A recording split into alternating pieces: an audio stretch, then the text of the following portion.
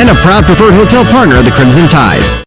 Coors Light presents To Chill or Not to Chill, when your friend skips your favorite song on the playlist. End the friendship. Or choose chill, because that song lives rent-free in your head anyway, and you're planned ahead by bringing Coors Light to the party. And the sound of that ice-cold can cracking open was music to your ears already. Coors Light. Choose chill. Celebrate responsibly. 2024 Coors Brewing Company, Golden, Colorado. In football, a triple threat is a player who can do it all. For barbecue, Dreamland is a triple threat. You can dine in, carry out, or let us cater your next event. For the ultimate tailgating experience, nothing beats a rack of legendary Dreamland ribs with your favorite sides. If you've got a taste for winning, treat your team to Dreamland. There ain't nothing like 'em nowhere. A proud supporter of the Alabama Crimson Tide. Get power to spare with a Honda generator for the ultimate tailgate experience. Honda gives you economical, portable power when and where it's needed most. It's perfect for powering a TV, crock pot, blender, or a variety of other party favors. And best of all, these gasoline-powered generators all have easy-starting, dependable Honda engines. We'll get the party started and keep it going. Get turned on to a reliable Honda generator. It's perfect for the ultimate tailgate experience. The home of Bear and Saban. This is Alabama Crimson Tide football from Learfield. The Alabama Insider Podcast is the official podcast of Crimson Tide Athletics. Catch full episodes of Head Coach and the Kalen DeBoer Show, Crimson Tide Rewind, Crimson Tide Today Daily Reports, plus full interviews from Crimson Drive driven by NASCAR. Download and subscribe to the Alabama Insider Podcast on Spotify, Apple Music, Amazon Music, and all podcast platforms. Roll Tide with the Alabama Insider Podcast. The Lilly Company is your local supplier for Toyota and Clark Industrial forklift trucks. With 6 locations in Alabama, the Lilly Company offers new, used, and rental equipment, as well as being an authorized parts and service dealer. More than just lift trucks, the Lilly Company is your one-stop shop when it comes to equipping your business or warehouse with the latest and most innovative material handling products and time-saving solutions. Check us out at LillyForklifts.com, proud partner of the Alabama Crimson Tide.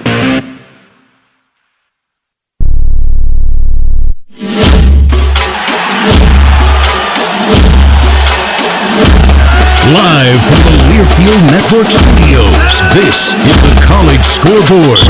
Good morning, my friends. A pleasant good morning across the great state of Alabama and the southeastern United States. Our time is 10:23. I'm Brian Houseworth live in studio. This is your Alabama Power Scoreboard update. The latest scores from the SEC and around the nation, presented by Alabama Power. It's power for a better Alabama. We got some great games today in the SEC. None bigger than the Allstate Red River rivalry. Number 1 Texas, number 18 Oklahoma. Longhorns, very good defense. Scoring defense, number 2 in the nation, giving up 7 points a game. Longhorns 5-0, Sooners at 4-1. Number 9 Ole Miss, number 13 LSU in Baton Rouge. LSU 13 straight wins in Tiger Stadium. Florida and Tennessee used to be the biggest game of the week years ago. Not quite that big now, but it's still big. Tennessee is number 8. Vols are 4-1, trying to rebound from the Arkansas loss. The Gators, by the way, have won 2 straight. 6 o'clock kick tonight. Number 5 Georgia hosting Mississippi State.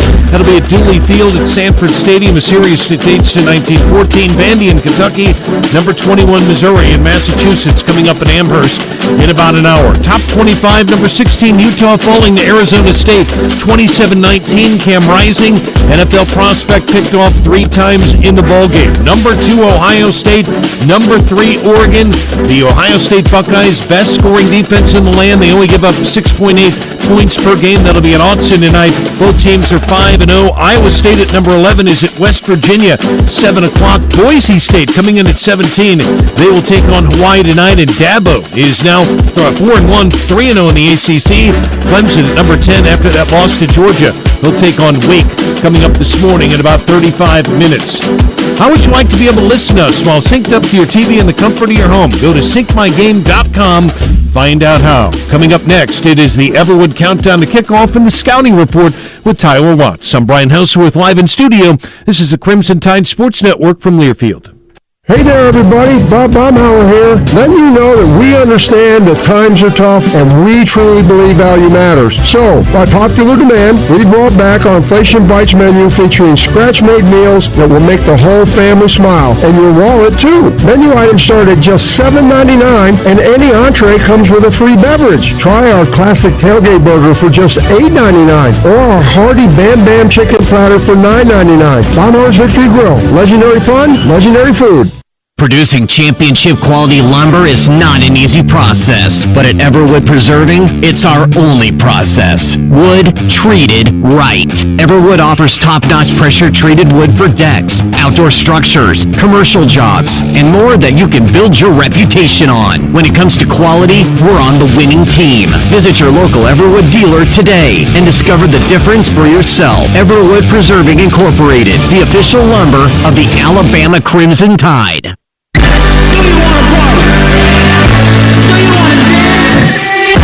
Your moment has arrived. It's time to share the normal day-to-day version of yourself and let your most fabulous self loose. Make your way to Wind Creek, Wetumpka, because whatever your idea of fabulous is, this is where you'll find it. Wind Creek, Wetumpka. It's your kind of fabulous. Gambling problem? Call 1-800-GAMBLER. This is Coke Zero Sugar. Can I be the best Coke ever?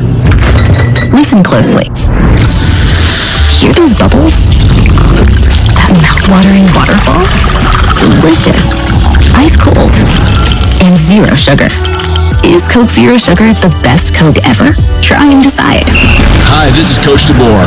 Tackle game day with the great taste of Coke Zero Sugar. Is it the best Coke ever? Try and decide. Roll Tide.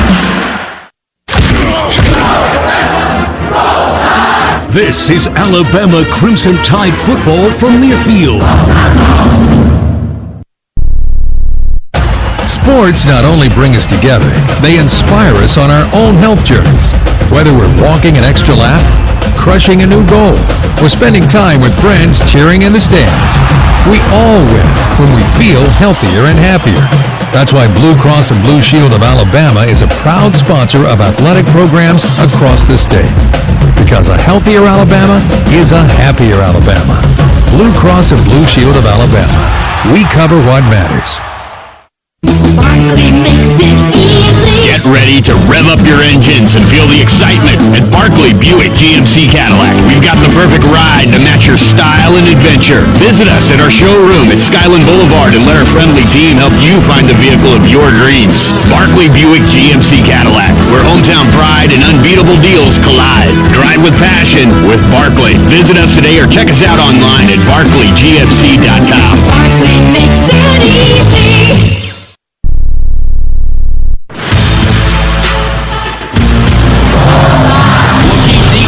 Looking for Williams, comes back, makes the catch, trying to split defenders, makes them bang into each other, stays on his feet, breaks the tackle, scores!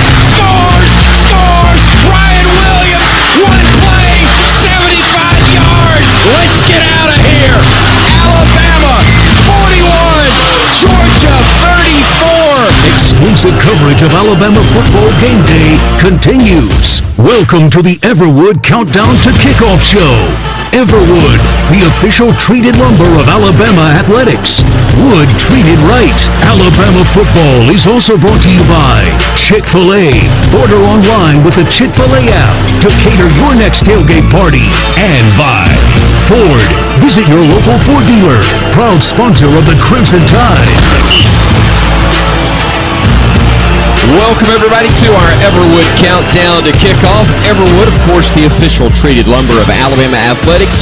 Everwood, wood treated right. I am Chris Stewart alongside Tyler Watts here inside our Yay Alabama broadcast booth. Tyler Watts, this Crimson Tide team trying to erase the memory of last weekend.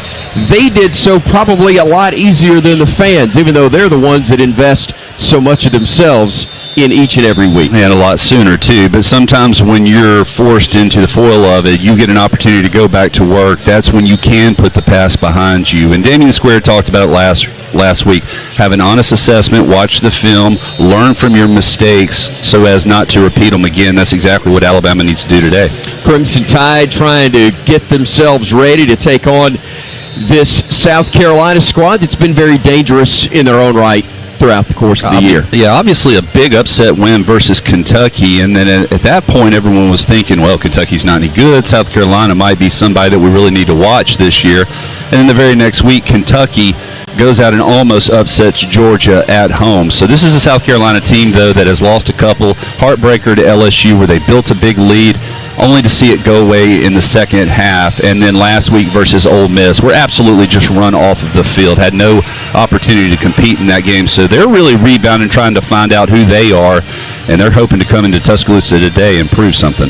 Let's take a look at the scouting report, Tyler. It's presented by Homewood Suites by Hilton in downtown Tuscaloosa. Make yourself at home at Homewood Suites, conveniently located in downtown Tuscaloosa. Stay in comfort and enjoy the great options at the on-site 205 bar and restaurant. Homewood Suites Tuscaloosa, proud to be a preferred hotel partner of the Crimson Tide. Give us the scout on this one between the Tide and the Gamecocks. Well, for South Carolina, their defensive unit can be a little stingy. They had several takeaways versus Kentucky. Really haven't done a whole lot since, but they can be stubborn up front. Have a couple of big guys up front in Tonka, Hemingway that can make it a challenge to run, and you do not want to be in third and long against these guys. Dylan Stewart and Kyle Denard, they're edge rushers. They're smaller. You can run on them, but when they're in obvious passing situations, they can put a tremendous amount of pressure on your quarterback. But I think that this is a secondary that Alabama really can exploit. I think they're weak back there, some lack of communication, and they can just flat out get beat on some of the deep passes. Offensively, the same schemes, a lot of the same schemes that Vandy ran last week that gave Alabama so much trouble. So going to have to be eye discipline, aware of what your responsibility is, and attack it. But you got to be able to slow down Rocket Sanders, a very talented running back. If you can slow him down and put all of the stress of winning this football game on lanorris Sellers, you really have an opportunity to come out here with a big victory. And Tyler, last week it was a smaller quarterback who played very, very big. Weren't at all surprised at his skill set. We knew coming in that he was a dangerous player, but it is a bigger quarterback that they'll face in Sellers this week. He's a big back that loves to run the ball. He can throw it and he can throw it in tight windows. However, he does a majority of his damage in that read option that South Carolina loves to run. They'll use jet sweep motion. They'll use outside zone to set him up going back up in the interior. He's hard to bring down, and when he gets in open field, he is explosive and can take it to the house. Also not quite as experienced. 6'3", 242. He is a redshirt freshman out of Florence, South Carolina, so maybe his reads will not be as good as what we faced last week. And that's been the difference comparing him to Diego Pavia, is the fact that he will make mistakes. He will force into tight coverage, not always understanding what defenses are doing. He has been prone to turn the ball over here early in the season. The Alabama Department of Human Resources is trying to help all of us in Alabama think more about being foster parents and parents to adopt children in Alabama. For more information on how you can become a foster parent or adopt a kid who needs a good home, go to dhr.alabama.gov/adoption. We look now at our star to watch for today's game. It's presented by Tito's, and Tyler, who is the star you'll be looking for in this one for the Tide? I think someone who can really have an outstanding day, not that he hasn't had a lot of explosive plays already, is Ryan Williams. Against this secondary for South Carolina, I think he's going to have multiple opportunities to have one-on-one situations where he can take the top off of the defense. He is faster than a majority of their secondary, and I look for him to simply run by them on more than one occasion. In all fairness, he is faster than virtually everybody's secondary, right? That he is, but I think today specifically, although they would love to limit his ability to touch the ball, I just don't think that there's a way that they can. All right. The star to watch presented by Tito's. Tito's Handmade Vodka teaming up with University of Alabama to donate 150 tickets to VetTix. That's an organization offering active service members and veterans tickets to this season's Alabama Crimson Tide home games. All right, when we come back, we will be taking a look at our starting lineups and everything leading up to kickoff as we continue with more on the Crimson Tide Sports Network from Learfield. Firing downfield, has a man, catch is made, touchdown Alabama. See the call as we make the call. Watch the booth cam presented by Yay Alabama for each and every Alabama football game. Streaming live on all CTSN social media platforms, you can get a front row seat to every touchdown and every great play reaction from Chris Stewart, Tyler Watts, and the entire Alabama radio crew. Watch on YouTube, Facebook, and X at UA_CTSN. Some people just know they could save hundreds on car insurance by checking Allstate first. Like you know to check that your seats aren't in the visitor section first before buying tickets. I'm so excited for this game. I can't believe you got us tickets. Me too. Wait, are we on the wrong side? Yeah, checking first is smart. So check Allstate first for a quote that could save you hundreds. This is going to be a long game. You're in good hands with Allstate. Savings vary, subject to terms, conditions, and availability. Allstate Fire and Casualty Insurance Company and affiliates, Northbrook, Illinois.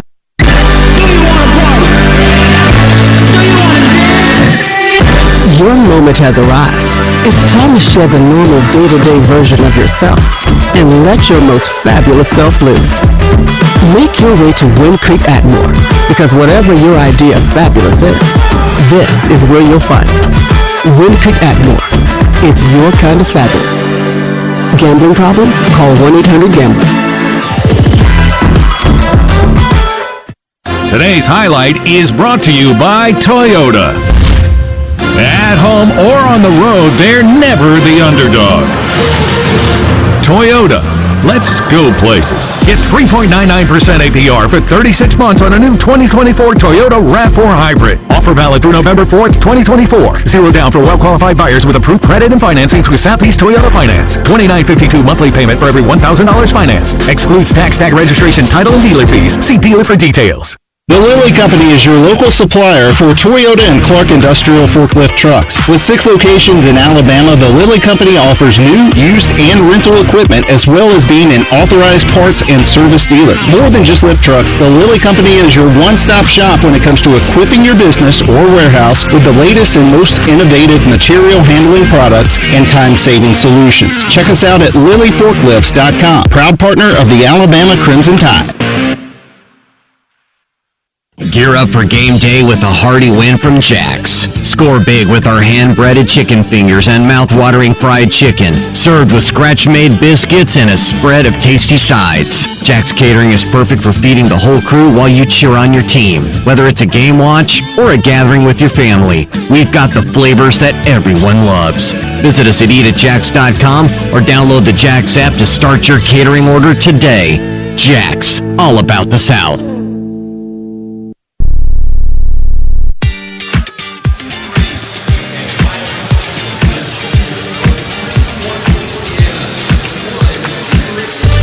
Welcome back, everybody. Glad to have you with us at Saban Field at Bryant-Denny Stadium as we continue with our Everwood countdown to kickoff. I'm Chris Stewart alongside Tyler Watts. We are live from the Alabama Credit Union broadcast booth, and Crimson Tide taking on the South Carolina Gamecocks in this one today. Tyler, we're going to take a look at our starters for today's matchup. And the starting lineups always presented by Transamerica. Transamerica helping Tide fans to create financial freedom so they can live their best life. We'll begin with the Gamecocks of South Carolina on the offensive side. lanorris Sellers, as we said, starting at quarterback, 20 of 32 last week for 162 yards, no touchdowns, a pick, 15 carries, 55 yards, somewhat reflective of what happened for them in their last ball game as they dropped the 27-3 decision to Ole Miss. Yeah, but he's an explosive quarterback. He can make a lot of positive plays. I think key for Alabama, though, is just to limit his opportunities early on and don't allow him to build any confidence. Raheim Sanders, the 6', 230-pound senior from Rockledge High School, an Arkansas transfer, had that career-high 232 rushing yards, 3 TDs a couple of years ago as a Razorback against Ole Miss, which tells you how explosive he can be. In preseason, second-team All-SEC as well. High expectations for him. He will be a player to key on for Alabama defensively. Yeah, he's a powerful back in traffic, and then once he gets a step on you in the open field, he's awfully difficult to catch up with. Wide receivers, you've got a number of guys that are dangerous for South Carolina, but at wideout, Nick Harbor, Jared Brown, Dalvian Campbell, all listed as potential starters. The same with Mazeo, Bennett, Peyton Mangrum, and Luke Doty, which tells me that position, along with Gage Lavardane and Vandrevius Jacobs, yep, they're all guys you're going to see, and it doesn't sound like they've got any one guy they are overly confident in. Well, overly confident. They spread the wealth. They do a good job with their play action of spreading the ball around. Luke Doty is a tall guy who can take advantage with his height. Jared Brown, you had mentioned him. He's made some really nice catches throughout the course of the season as well. A wide receiver room that is very capable of making plays. Across the front, Josiah Thompson, Kamar Bell, Vershawn Lee is the center, and then on the right side of the line, the guard Torricelli Simpkins, and then Kason Henry is the right tackle as well. They list a couple of tight ends in Joshua Simon and Brady Hunt as well.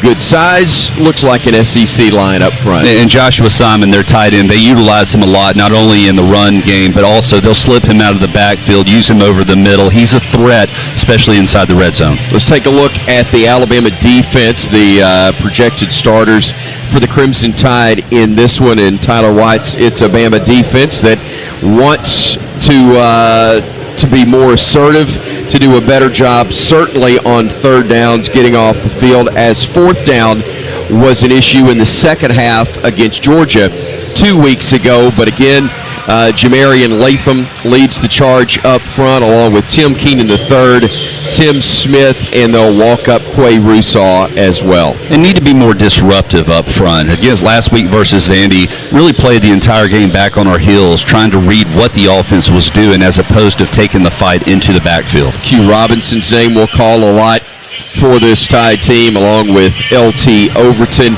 James Smith has been playing a good bit. We called his name a bunch last week. Damon Payne Jr. along the front as well.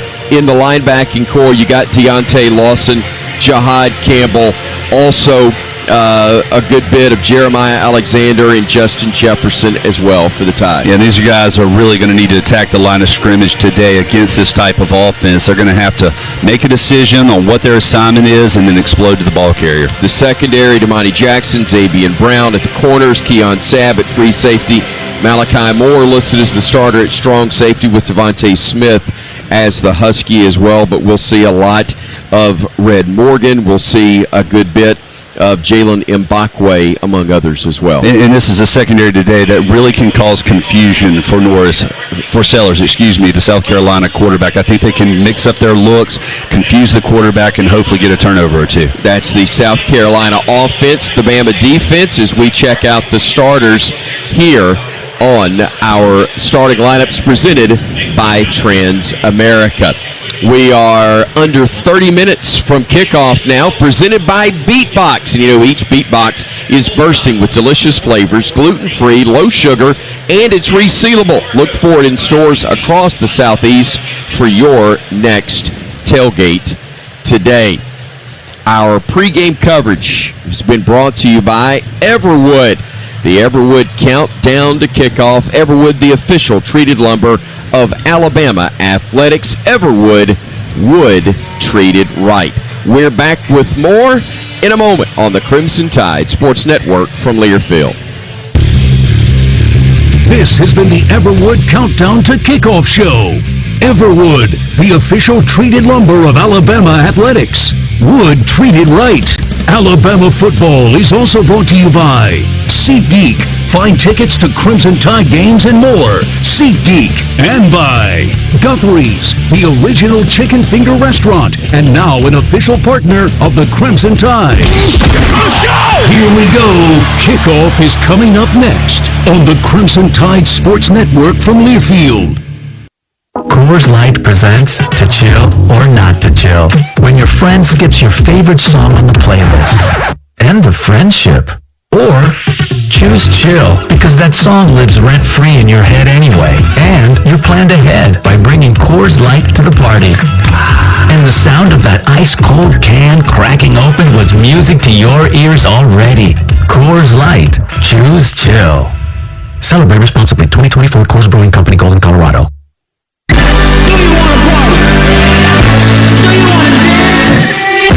Your moment has arrived.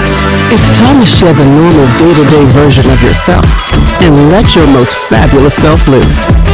Make your way to Wind Creek, Wetumpka, because whatever your idea of fabulous is, this is where you'll find it.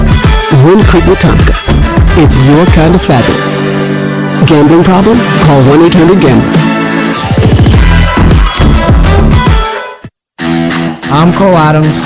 And I'm Jeremy Bernard. We are all excited to enjoy the energy of Bryant-Denny Stadium this fall, but viruses that cause respiratory diseases are still prevalent in our communities. Vaccination against these viruses is very important for everyone, and especially for those who are at a higher risk of developing serious complications, including older Americans and those with certain medical conditions. For more information, visit alabamapublichealth.gov/IMM today. Stay safe and roll Tide. Don't let a bulky glass bottle hold you back from celebrating the Crimson Tide's roll toward another championship season. For the first time ever, the Go Anywhere, Do Anything premium wine, Copa Divino, and new proud sponsor of Alabama Athletics, is available at Bryant-Denny Stadium as well as a retailer near you. Copa is the unbreakable single cup of wine, and its spill-resistant resealable top is perfect for your watch party, tailgate, backyard barbecue, or away game road trips, no matter how wild. With 7 different wines to choose from, there's a Copa Divino just for you and all of your rowdy friends. Domino's delivers game days across Tuscaloosa and the surrounding area. Locally owned and operated in Tuscaloosa for over 30 years, the team at Domino's is proud to be a supporter of Alabama football and athletics across the capstone. Domino's would like to thank our customers for supporting our local business for over 30 years. Make Domino's your choice on game days year-round and enter our weekly Drive for Dough contest this football season. Domino's is proud to deliver your Alabama Crimson Tide game days anytime. Visit RollDominoes.com. Thanks from Domino's and Roll Tide. At the Crimson Tide Sports Network, when we have short-term or long-term storage needs, we always call on the storage unit professionals at Blue Sky Self-Storage to help us out. The staff at Blue Sky Self-Storage is kind, courteous, and helpful. Plus, their storage properties are clean, well-lit, and easy to get to, like their drive-up units at 3208 Rice Mine Road, Northeast in Tuscaloosa. You can even check in online at BlueSkySelfStorage.com. For fast, dependable, and affordable storage, call on the experts at Blue Sky Self-Storage, proud partner of the Crimson Tide.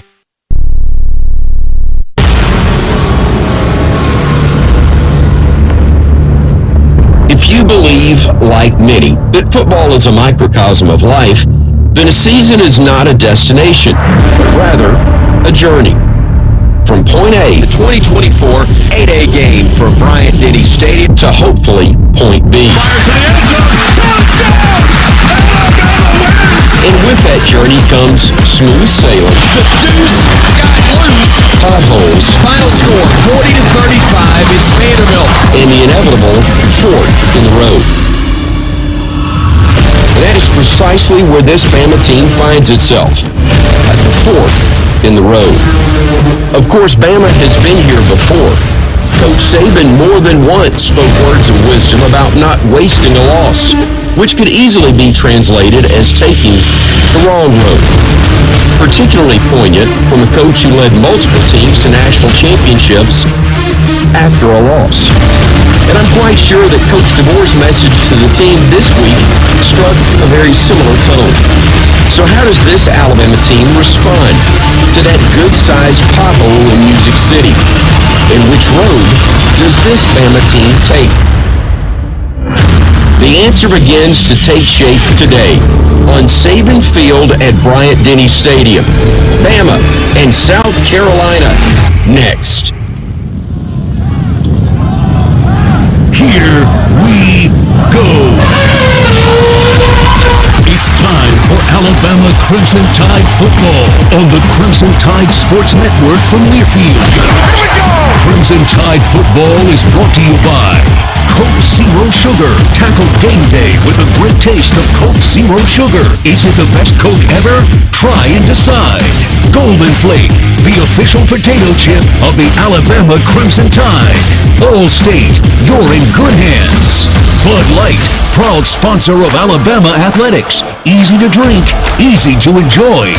Cadence Bank, your team, your cadence. Chick-fil-A, order online with the Chick-fil-A app to cater your next tailgate party. Barkley GMC, Barkley Buick GMC, where Barkley makes it easy. Guthries, the original chicken finger restaurant, and now an official partner of the Crimson Tide. Ford, visit your local Ford dealer, proud sponsor of the Crimson Tide. Hellman's, the official mayonnaise of Alabama Athletics. And by Toyota, visit your local Toyota dealership today. Toyota, let's go places. Now, here's the voice of the Crimson Tide, Chris Stewart. Absolutely gorgeous morning in Tuscaloosa, Alabama, as the Crimson Tide tries to get back in the win column, taking on the Gamecocks of South Carolina, who's trying to do exactly the same thing. Welcome, everybody. So glad that you are with us here on our coverage of the Crimson Tide Sports Network. I'm Chris Stewart alongside Tyler Watts. Roger Hoover is our broadcast host, the guy who's fighting through it more than anybody. Damen Square, the traveler extraordinaire, worked his tail off to get here. We're so thankful that he made it safely and glad to hear from him as our Cooks Pest Control sideline reporter over the course of our broadcast today. Tyler Watts, we were running through the starters, or some of them a little bit earlier. We gave you the offense for the Gamecocks, the defense for Alabama. Let's flip it to the other side of the football while we've got a few moments. Defensively, tell me what you think about the Gamecocks up front with the edge rushers. Dylan Stewart on one side, Kyle Kennard on the other, and then up the middle with the tackles in Tonka Hemingway and Alex Huntley. I think they're big up front, and they do a really nice job of stopping the run between the tackles. Dylan Stewart and Kyle Kennard are very explosive, quick twitch guys on the edge. You do not want to be in obvious passing situations. However, you can run right at them. They're a little undersized, and I think Alabama can take advantage of them in the running game. Their linebacking core features Bam Martin Scott or Demetrius Knight Jr., both at 6'2", about 245. They've got the will linebacker in Debo Williams, and then at the nickel back, it's Jalen Kilgore, who's 6'2", 220 pounds as well. Your thoughts on what you see in the middle of that defense? It's a good linebacking core, not a great linebacking core. However, they do a nice job of trying to strip the ball away. They get back in coverage. Throwing across the middle of the field can be a little bit iffy because of how they drop. In the secondary, Odell Fortune is at one corner with Judge Collier. The other, I said Odell, it's O'Donnell Fortune, excuse me, and Judge Collier. You've got also at free safety Nick Emanwari and also DQ Smith at the strong safety. How you've already talked about it, the vulnerability that they have in the back half of their defense. Especially O'Donnell Fortune. I think that this is a guy that Ryan Williams will line up on a lot and try to create some one-on-one situations with him. Taking a look at the Alabama offense. Up front, again, Caden Proctor, Tyler Booker, Parker Brailsford, Jaden Roberts listed up front along with Elijah Pritchett. It's a unit that's getting better, more comfortable week by week, it seems. And Jaden Roberts missed a good portion of last week's game with injuries. We hope that he's 100% for today's contest, and if he's not, who's going to fill in at that position? Will be interesting to see. We've seen a lot of Gino Vandemark in the early part of the season in a guard role. Also, a few snaps at center as well for the Crimson Tide, but trying to get things sorted out should they not be at full strength, but hopefully they will be as we get things started here today. The tight ends, likely to see either C.J. Dupree or Robbie Oots to start at tight end, depending on which look they go offensively. Could see both of them, but they have been very, very effective in the early going, along with Josh Cuevas. And Cuevas has really stepped up in the last couple of weeks. We're seeing more and more of number 80, especially in the passing game. But both of this tight end room is a pivotal part of the running attack as well as getting out into routes. At quarterback, of course, as usual, it is Jalen Milroe, the 6'2", 225-pound redshirt junior out of Katy, Texas. Credit to Vanderbilt. They did a good job of containing him. He had some good numbers through the air, but he just wasn't able to really be the effective player in the run game that we have seen him so much of this season and throughout his career. Well, but the thing is that's okay. There's enough explosive playmakers around him that if a defense wants to try to take away his ability to run between the tackles and on the edge, that's all right because it opens up opportunities for other guys to make plays. The problem is it didn't open up a whole lot in the run game, and also the pace of the game did not create a lot of opportunities for either Jam Miller or Justice Haynes, who are basically interchangeable as quarterback 1A for the Crimson, or running back 1A for the Crimson Tide. Well, but it is something that's not going to be the case every single week. I mean, you're not going to get down 13-0 versus other opponents, at least you certainly hope that you don't, where you're not sure how many more possessions you're going to have. So I definitely look for Alabama to put a larger, bigger emphasis on running the ball early on. At wideout, not sure of the status of Kendrick Law, but also Kobe Prentice, who worked through some nicks from the previous week and was able to see some playing time. Cole Adams back, although not a starter. And you've also got Ryan Williams that, of course, we will see a lot of, the 6-foot freshman, 6 feet 175 out of Mobile, Alabama. And these guys are going to have a lot of opportunities to be explosive today versus South Carolina's defense. And, of course, Jeremy Bernard, who was joining us on the radio show on Wednesday night, an impressive young man personally, in addition to what he is doing right now on the field for the Crimson Tide. And really a nice compliment to what Ryan Williams is able to do, because defenses put all the pressure and focus on number 2. It's going to open up more opportunities for 5. All right, it's the Crimson Tide and the South Carolina Gamecocks. We will send it down to the field right now for our national anthem to be performed by the $1 Million Band. ROTC. Our flyover will be presented by 3 Apache helicopters from the South Carolina National Guard. Please remove your hats and join in singing as the $1 Million Band proudly presents our national anthem.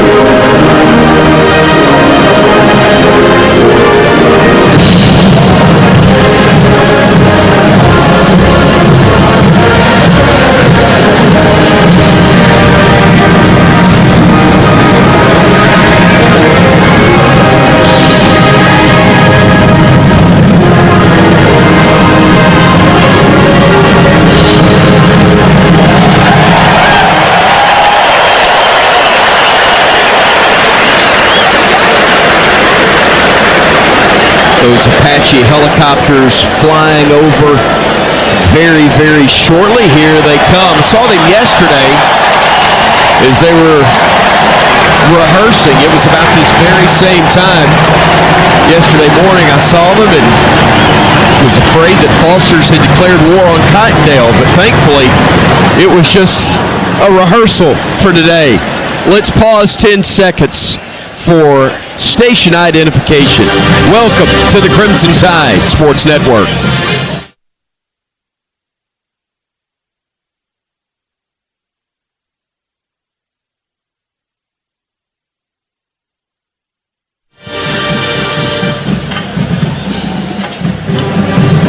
absolutely gorgeous day in Tuscaloosa as we welcome you back to Saban Field at Bryant-Denny Stadium. Could not ask for a more beautiful day as we have got clear blue skies, crisp morning, 69 degrees as we approach kickoff. That is if you're in the sun. If you're in the shade, still feeling a little bit cooler than that, but expected as we continue throughout the day to see it warm just a little bit, and by the time we get to the end of this one, we'll probably be around the 80-degree mark. But great weather, starting to feel like football. A little chill in the air as we left for the stadium this morning, Tyler, and this is where this is what it's supposed to start feeling like and where we're supposed to be. Well, to show you how different in positions are, we show up this morning, I'm cold as all get out, and Damen Square shows up with a sweat rag. Well, that's the difference in a D lineman and a quarterback. But it is starting to feel like fall, and this is when the part of the season where the schedule gets fun. I ain't talking about next week, but we got a big one next week as well, but this is when it sure enough gets fun.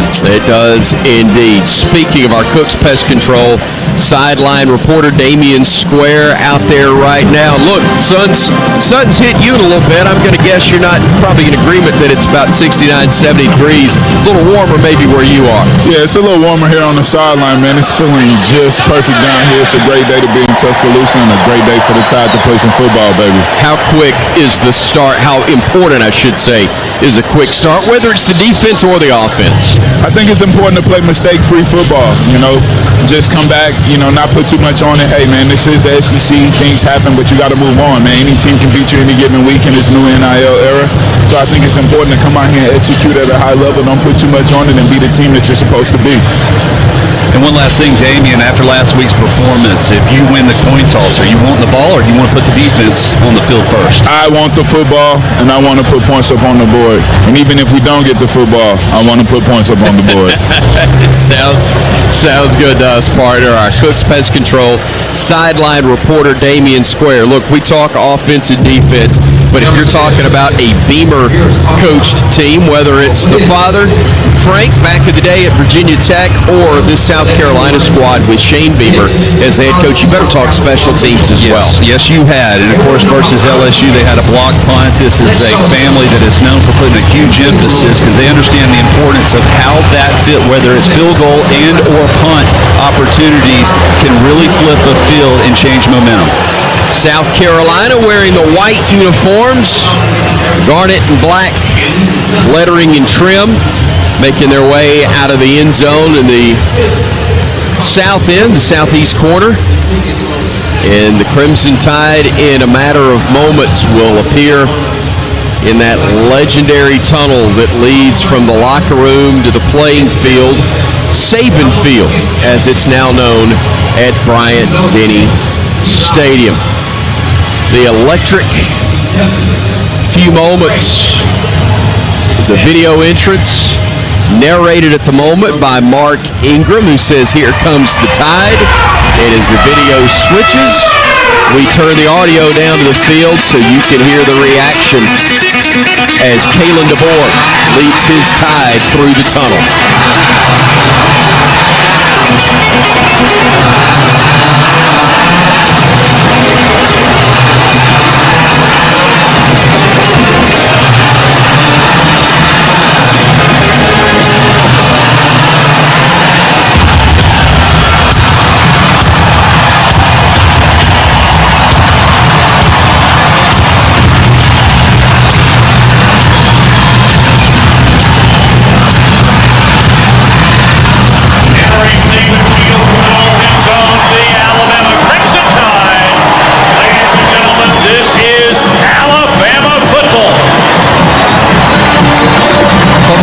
Announcer at Bryant-Denny Stadium for, 3 decades now, giving the welcome. Tony Giles signaling the entrance of the Crimson Tide playing field, and just about ready to get things going here as the Tide and the Gamecocks will very shortly send their captains out on the field for today's game, presented by BuildSubmarines.com. BuildSubmarines.com serves as the central hub to recruit and train the thousands of workers needed to build and sustain U.S. Navy submarines. At BuildSubmarines.com, we build giants because it takes one to build one. Our coin toss down on the field come from our Cooks Pest Control sideline reporter, Damen Square, but also we have joining us our kickoff captain, courtesy of Barkley GMC. It's Clayton. Clayton's 12. He's from Kimberly, Alabama, and he loves Bama football. We welcome Clayton to Saban Field at Bryant-Denny Stadium and thank Barkley GMC for their support of the Crimson Tide and Make-A-Wish, Alabama.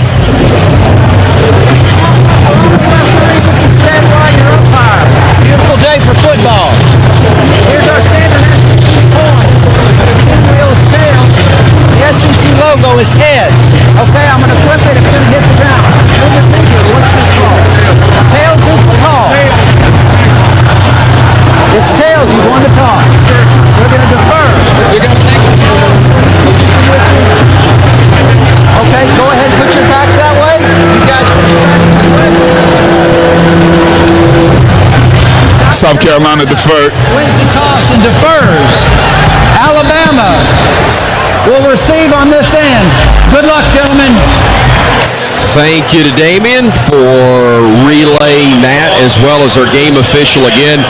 The team captains brought to us by, or the kickoff captain, courtesy of Barkley GMC and Make-A-Wish Alabama, which creates life-changing wishes for children with critical illnesses. A wish begins with hope, and hope begins with you. Text Roll Tide to 44834 right now to help. Again, that first time to hear from the Cooks Pest Control sideline reporter, Damen Square. Cooks Pest Control, the South's most trusted name in pest control and a proud sponsor of Alabama football, as they have been for so many years. Yeah, no question. The attitude is something that's been an issue for a lot of teams. Moments away from kickoff, presented by Coke Zero Sugar. Tackle game day with a great taste of Coke Zero Sugar. Is it the best Coke ever? Just try and decide. We told you, absolutely perfect. 69 degrees at kickoff. Our weather and field conditions presented by Alpha Insurance, auto, home, life, business. Alpha Insurance covers it all. AlphaInsurance.com. Alex Herrera kicking things off for South Carolina from the north end to the south, as this one will sail into and through the back of the end zone, and Alabama will have it 1st and 10 from their own 25-yard line. And Tyler Watts, Alabama looking for a good start, hopefully a big start in this one. And in weeks past, they've opened up with some running game, especially on the edge, trying to get the corner, stretch the defenses out. Did they do the same thing versus South Carolina? We will find out here very, very shortly, as the Tide, wearing the crimson uniforms, the white pants, working from the pistol formation. Justice Haynes gets the start of the backfield to the now left as he goes in motion. They'll swing it out to him. Milroe fighting him, and Haynes will stretch forward near the 29-yard line. Actually, they'll spot him back at the 28, so a little swing pass gains 3 on 1st down. Good way to stretch the defense, though, especially try to establish a little bit of physicality out on the edge. Tied with wide outs to each side. Ryan Williams to the near side of the field. Bernard to the far side. Once again, it will be Haynes to the right of Milroe, who now will bring a man in motion to the right. He'll hand it off left. They will give it to Haynes, and he'll fight across the 30 to about the 32-yard line. So 3rd and 3, basically, Tyler, back-to-back running plays to start the game. And there was no hesitation. This was a give all the way, and really Haynes did a nice job of creating some space and yards after contact to get it close to the 1st down marker. It's early, but this is a big play on 3rd and 3 for the Crimson Tide. You have to set the tone early on. Everybody bunched in. Oots and Dupree as the Tide will run it left side and fighting near. Oh, they're not going to give him the spike. Wow. I thought Haynes had stretched it forward, but South Carolina says they've stopped him short. And Alabama's going to hurry to the line of scrimmage. They're going to go for it on 4th down and about a foot. They will snap it to Milroe. He fights forward. He gets the first down. A roll of the dice early from Kalen DeBoer in this one here in Tuscaloosa, sending a message. And unlike in weeks past, where on those third and medium situations, we've come up a yard or so short because we couldn't lower our head and pick up the extra yardage needed. Justice Haynes does a good job of at least giving Coach DeBoer something to think about. Now the chains move. Offense can stay in a rhythm. First down. It's brought to you by ATIX. We'll tell you more about our friends at ATIX in just a moment. 2 wideouts right, now 2 left as Williams goes in motion to the left side. Miller's in the backfield and now leaves an empty set as Milroe will look across the middle. Catch is made. Bernard makes one man miss, a second. 45-50. Stays on his feet. 45-40 down the left sideline. Bumped out of bounds. That will be the bank first down after a 31-yard pickup. That first down was brought to you by ATIX.com. Let ATIX be your ticket connection to all the Alabama football games. ATIX is the ticket. We'll hear from Damen Square after this next play. Another first down, as we said, with Jam Miller in the backfield again. Once more goes in motion, leaving an empty set. 3 wideouts to the near side of the field for Milroe. 2 to the left as the high snap is caught. He looks downfield, bounces to his right, now fires downfield. Catch is made inside the 15, inside the 10, inside the 5. Cole Adams makes the grab, and Damen Square back-to-back big plays in the passing game.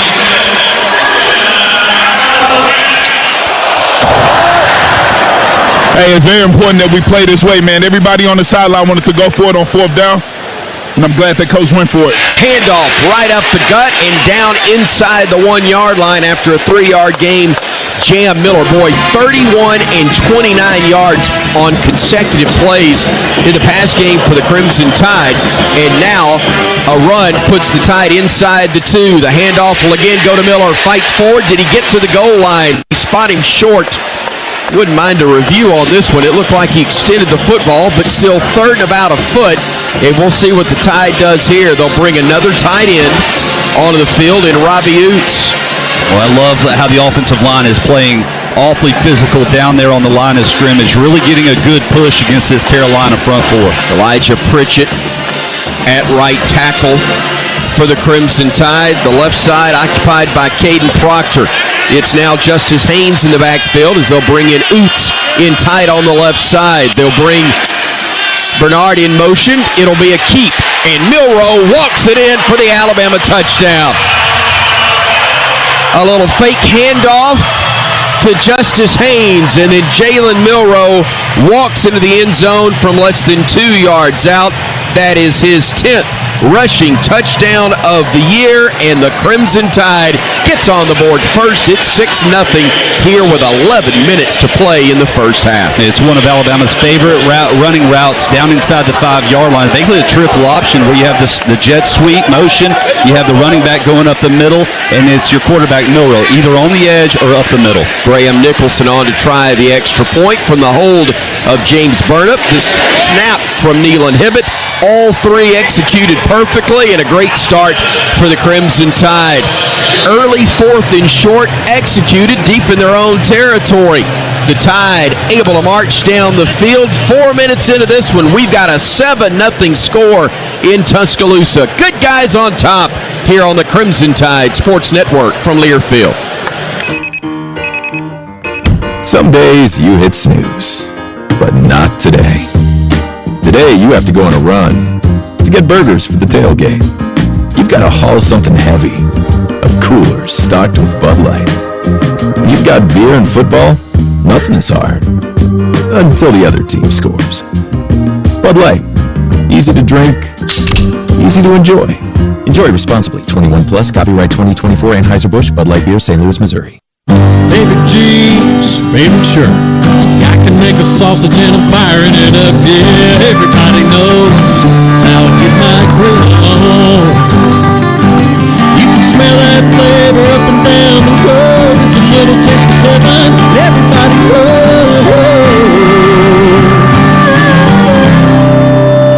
That's how I get my grill on. Kanaka sausage. It's just a little taste of heaven. When the game is on the line, you want someone you can count on. At Alabama Power, we believe in consistency and having each other's back. It's our game plan to safely deliver the electricity you depend on.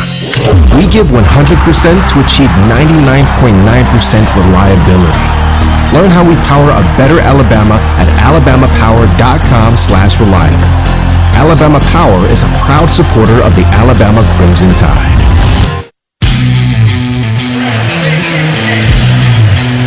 Four minutes into the game, 11 minutes left to go in the first quarter. Alabama 7 and South Carolina nothing. Bama just scored from the Chick-fil-A Red Zone. Download the Chick-fil-A app to claim your free Chick-fil-A special offer by midnight tonight. Offer is redeemable at participating Alabama Chick-fil-A restaurants next week, Monday through Friday. We just saw Jalen Milroe with that 1-yard rushing touchdown, capping the Bromberg's forever Diamond scoring drive. 9 plays, 75 yards, 4 minutes off the clock as Alabama is able to strike first against South Carolina. We continue live inside the Alabama Credit Union broadcast booth where you can feel good about your money. And right now we'll go down to the field, check in with our Cook's Pest Control sideline reporter, Damen Square. Cook's Pest Control, the South's most trusted name in pest control, proud sponsor of Alabama football. D-Square, we just saw the offense do what it wanted to, score on the first possession. How key is this first defensive possession coming up for the Crimson Tide? First time we see this defense on the field. Hey, we got to come out and establish our presence. We know how we left the field last week, but that's in the past. These guys are going to come out here and show us a few looks that we probably haven't seen, probably make the defense adjust on the run. These guys got to communicate. Some crazy things might happen on this first drive, but they got to find a way to get these guys off the field with no points. 9 plays, 75 yards, 4 minutes. That's pretty efficient, Tyler Watts, to start things off. And I love how they came out established in the run. Even on the first play, swinging it out. That's the ball in your running back's hands. That's where you want it to be. We need to get these running backs going over the course of this game. Luke Dory waits at his 10, but the deep man is Juju McDowell. Deep for the South Carolina Gamecocks as Connor Talty kicks this one all the way through the back of the end zone. That is a good sight to see as Gamecocks will start off 1st and 10 from their own 25-yard line.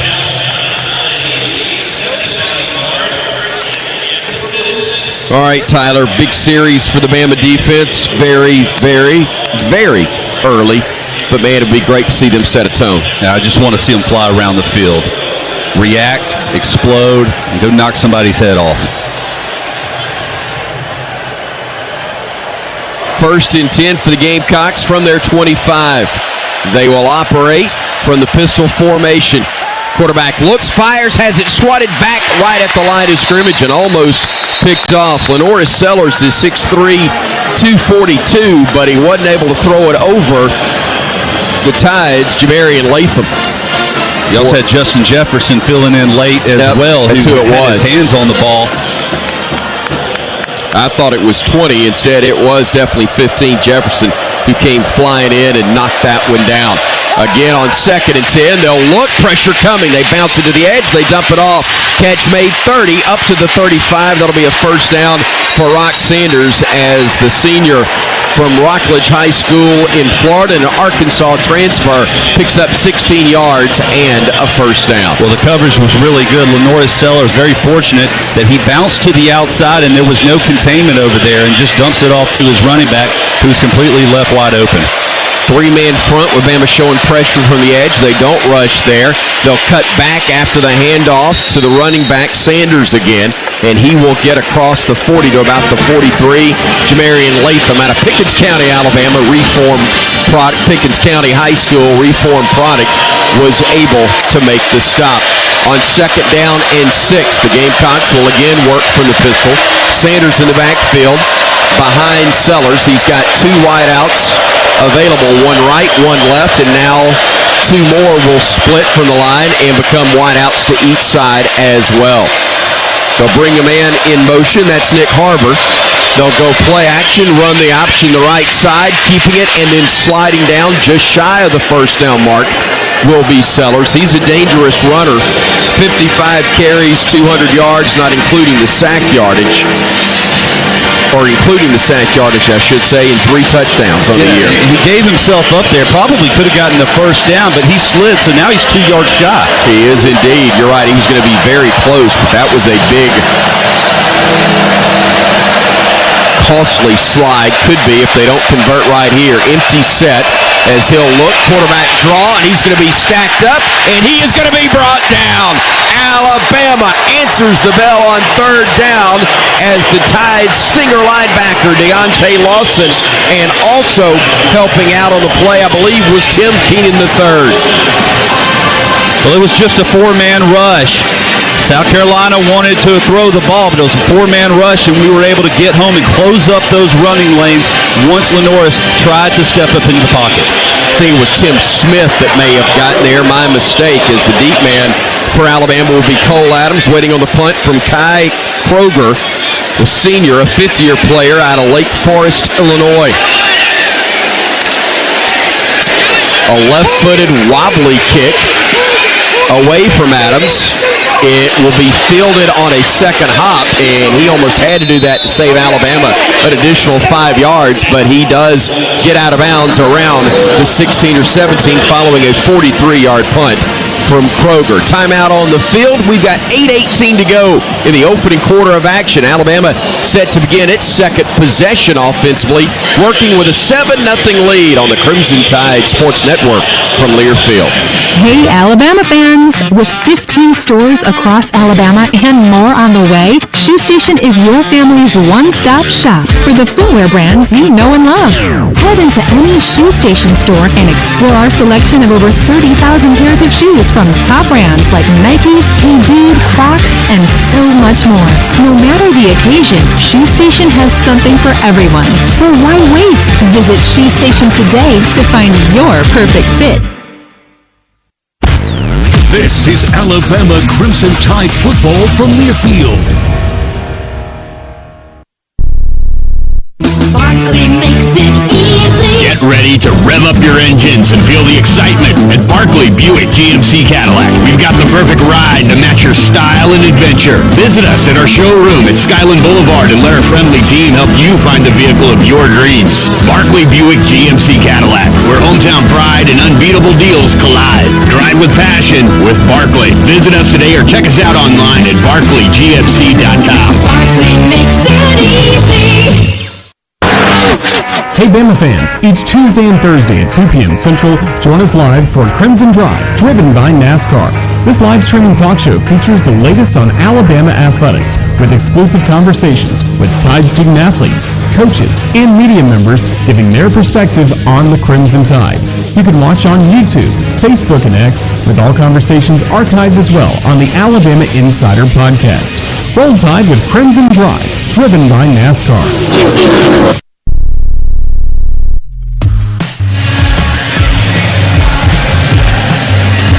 8:18 left to go in this first quarter. A 7-0 lead for Alabama against South Carolina. Today's game presented by BuildSubmarines.com. BuildSubmarines.com serves as the central hub to recruit and train the thousands of workers needed to build and sustain U.S. Navy submarines. At BuildSubmarines.com, we build giants because it takes one to build one.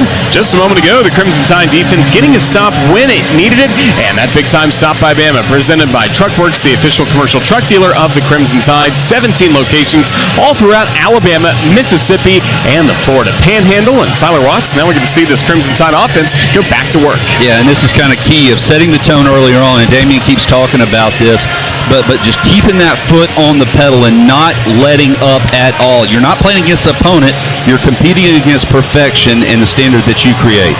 Alabama in its game last week in Nashville, similar spot on the field, had a pass deflected into the air and returned for a touchdown after Vandy had taken the opening kick and gone down for a score. Very quickly, it became a 13-0 ball game after a missed PAT. Bama now up 7-0, but back inside their own 15 to begin this drive with Jam Miller in the backfield. Snap goes to Milroe, swings it out, wide receiver screen. Wow, and the most complete tackle we've seen on Ryan Williams this year, as nobody was able to block. Didn't have numbers there, did we, Tyler? Well, no, we had numbers. Jeremy Bernard just lost contact with the guy that he was defending, and he slipped around the outside. Demetrius Knight Jr. with the 2-point takedown.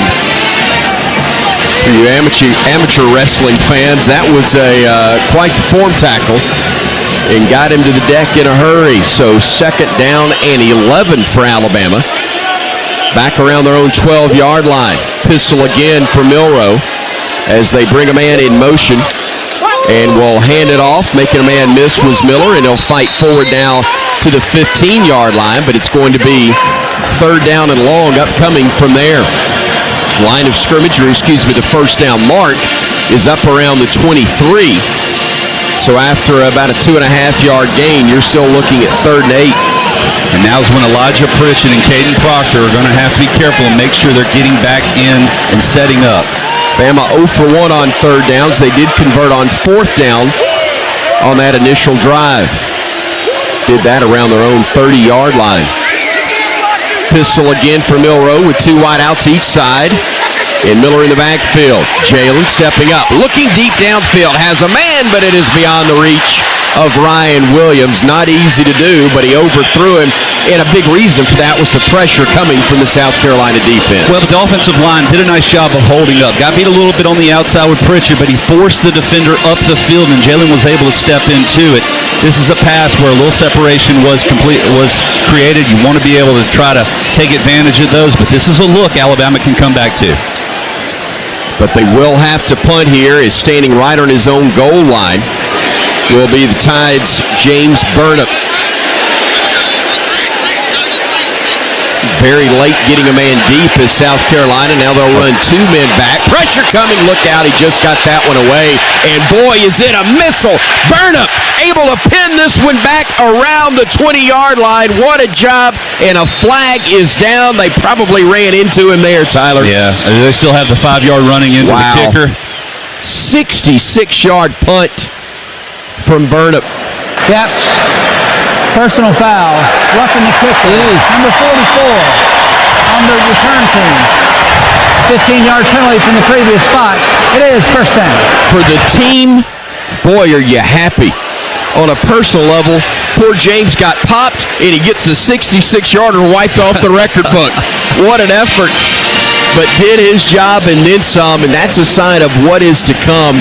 The pressure looks, and there's going to be a lot of different looks for them in special teams. And there was all kind of miscommunication, though, for South Carolina. They actually dropped both gunners back to try to return that and left our gunner guy completely open. But Burnham with a heck of a punt there. And it was last week, special teams mistakes kept Vandy on the field. Now South Carolina makes an early one. Alabama has to capitalize on it. 2 tight end look with Oots and Dupree. 2 wideouts in tight left. Now they'll split them further to the left side and shift those tight ends over to the right side. Haynes in the backfield, play action to him. Milroe looking, firing left side. Catch is made out of bounds after the grab. Check that, Jeremy Bernard making the grab. That'll be enough for a bank first. 1st down, moving the sticks to or beyond the 41-yard line after a 16-yard pickup. 1st and 10, Bama from their own 41. And Milroe really displayed his arm strength as he threw it all the way across the field, 15 yards downfield. Nice throw by Jalen Milroe. He's 4 of 5 early in this ball game for 62 yards. Now on 1st and 10, Jalen looking, plenty of time, fires it across the middle. Catch is made. Dupree across midfield, down inside the 40-yard line of the Gamecocks. Another bank first. 1st down as they'll spot him at the South Carolina 39-yard line. A gain of 20 on the play. And unfortunately, we do have a flag here. Wow, that one's back around our 40. It's right on the line of scrimmage. Hopefully it's offsides. An eligible player downfield on the offense, number 5. He was covered up and went downfield. That's a 5-yard penalty. It is 1st down. We talk about pre-snap penalties. That's just not aligning properly and understanding if are you on the ball or off the ball, and is the guy inside of you on the ball or off the ball. Got to be better communication, but this is also something that Jalen Milroe, the quarterback, has to recognize once he gets to the line of scrimmage. So much that has to be read and not always easy to do as the Tide loses the 20-yard play and now has 1st and 15. Adams in motion to the left side. Handoff goes right up the gut, and it's read well by the South Carolina defense. D Square, what are you seeing? Yeah, we can't make mistakes like that. Like Tyler said, man, it's just important for the receiver to know, the quarterback needs to know that as well and get everybody lined up, man. Time of possession is very important in this game as much as scoring. We need to make it, we need to own the time of possession so that our opponents cannot make any mistake. Haynes getting a couple of yards, but it's now 2nd and 13. Empty backfield is, Jam Miller goes in motion to the near side. 1 of 3 to this side of the field. 2 wide outs are left. Milroe gets the pistol snap. Fires a quick out left side. That is caught. I believe it's Cuevas who made the grab. It is, and Josh Cuevas makes the catch for, again, a gain of about 5 or 6. O'Donnell Fortune making the stop, setting up a 3rd down and 9 now for the Crimson Tide. Well, you have to be careful working the middle of the field, but South Carolina is almost inviting Alabama to throw across the middle.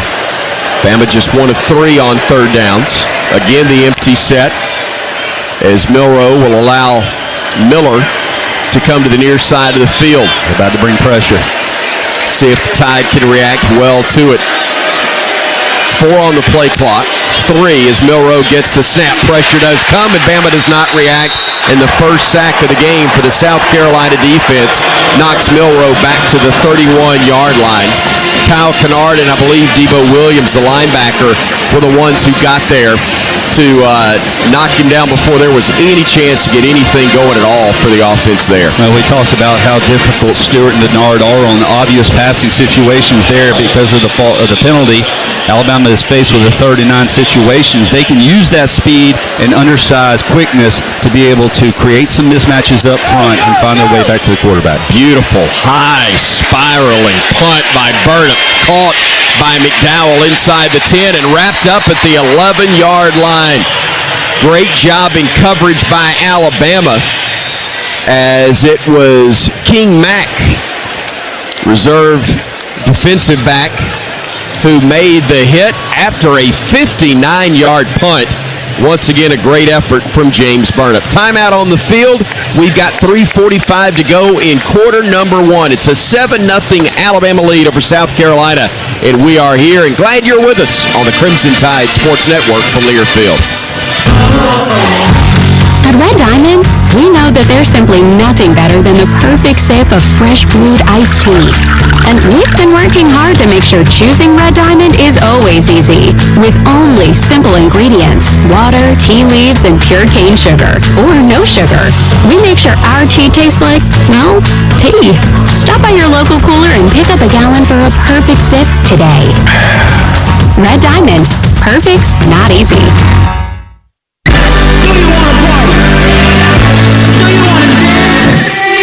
Your moment has arrived. It's time to share the normal day-to-day version of yourself and let your most fabulous self loose. Make your way to Wind Creek Atmore, because whatever your idea of fabulous is, this is where you'll find it. Wind Creek Atmore. It's your kind of fabulous. Gambling problem? Call 1-800-GAMBLER. Hey, Alabama fans! With 15 stores across Alabama and more on the way, Shoe Station is your family's one-stop shop for the footwear brands you know and love. Head into any Shoe Station store and explore our selection of over 30,000 pairs of shoes from top brands like Nike, Hey Dude, Crocs, and so much more. No matter the occasion, Shoe Station has something for everyone. So why wait? Visit Shoe Station today to find your perfect fit.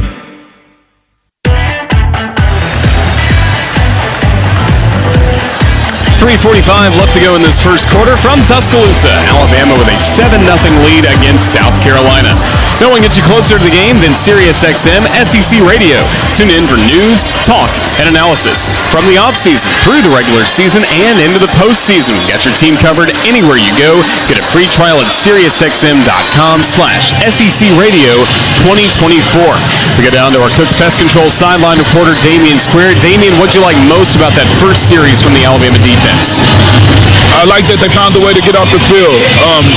Like I said, South Carolina is a team that, kind of rides the wave. If these guys gain momentum or gain confidence, they'll be a hard team to stop. So anytime we can get these guys off the field and put them on the sideline, we must do that. And just kind of assessing this offensive line play for South Carolina, do you feel there's some opportunities that this defensive front for Alabama can take advantage of? There's definitely some opportunities when you have, the young quarterback back there in the backfield. It's kind of taking a long time to read some reads. That's a gift and a curse, because if you let him hang around back there, he might get the ball, to the guy that's wide open, but also that allows, the O-line to give up sacks. So the defensive line definitely need to take advantage of this guy keeping his eyes down the field too long. Alabama hoping that South Carolina or the Tide defense can take advantage of the poor starting field position for South Carolina. The Gamecocks from their own 10-yard line. Gage Larvidan along with Mazeo Bennett are your wideouts. Two wide right, Rock Sanders in the backfield. Behind the quarterback, lanorris Sellers, who operates from the pistol. They bring one of the receivers right side in motion. Little play action look, standing on his goal line, fires a pass that is caught around the 22-yard line. That's a heck of an effort coming back for that football by Vandrevius Jacobs.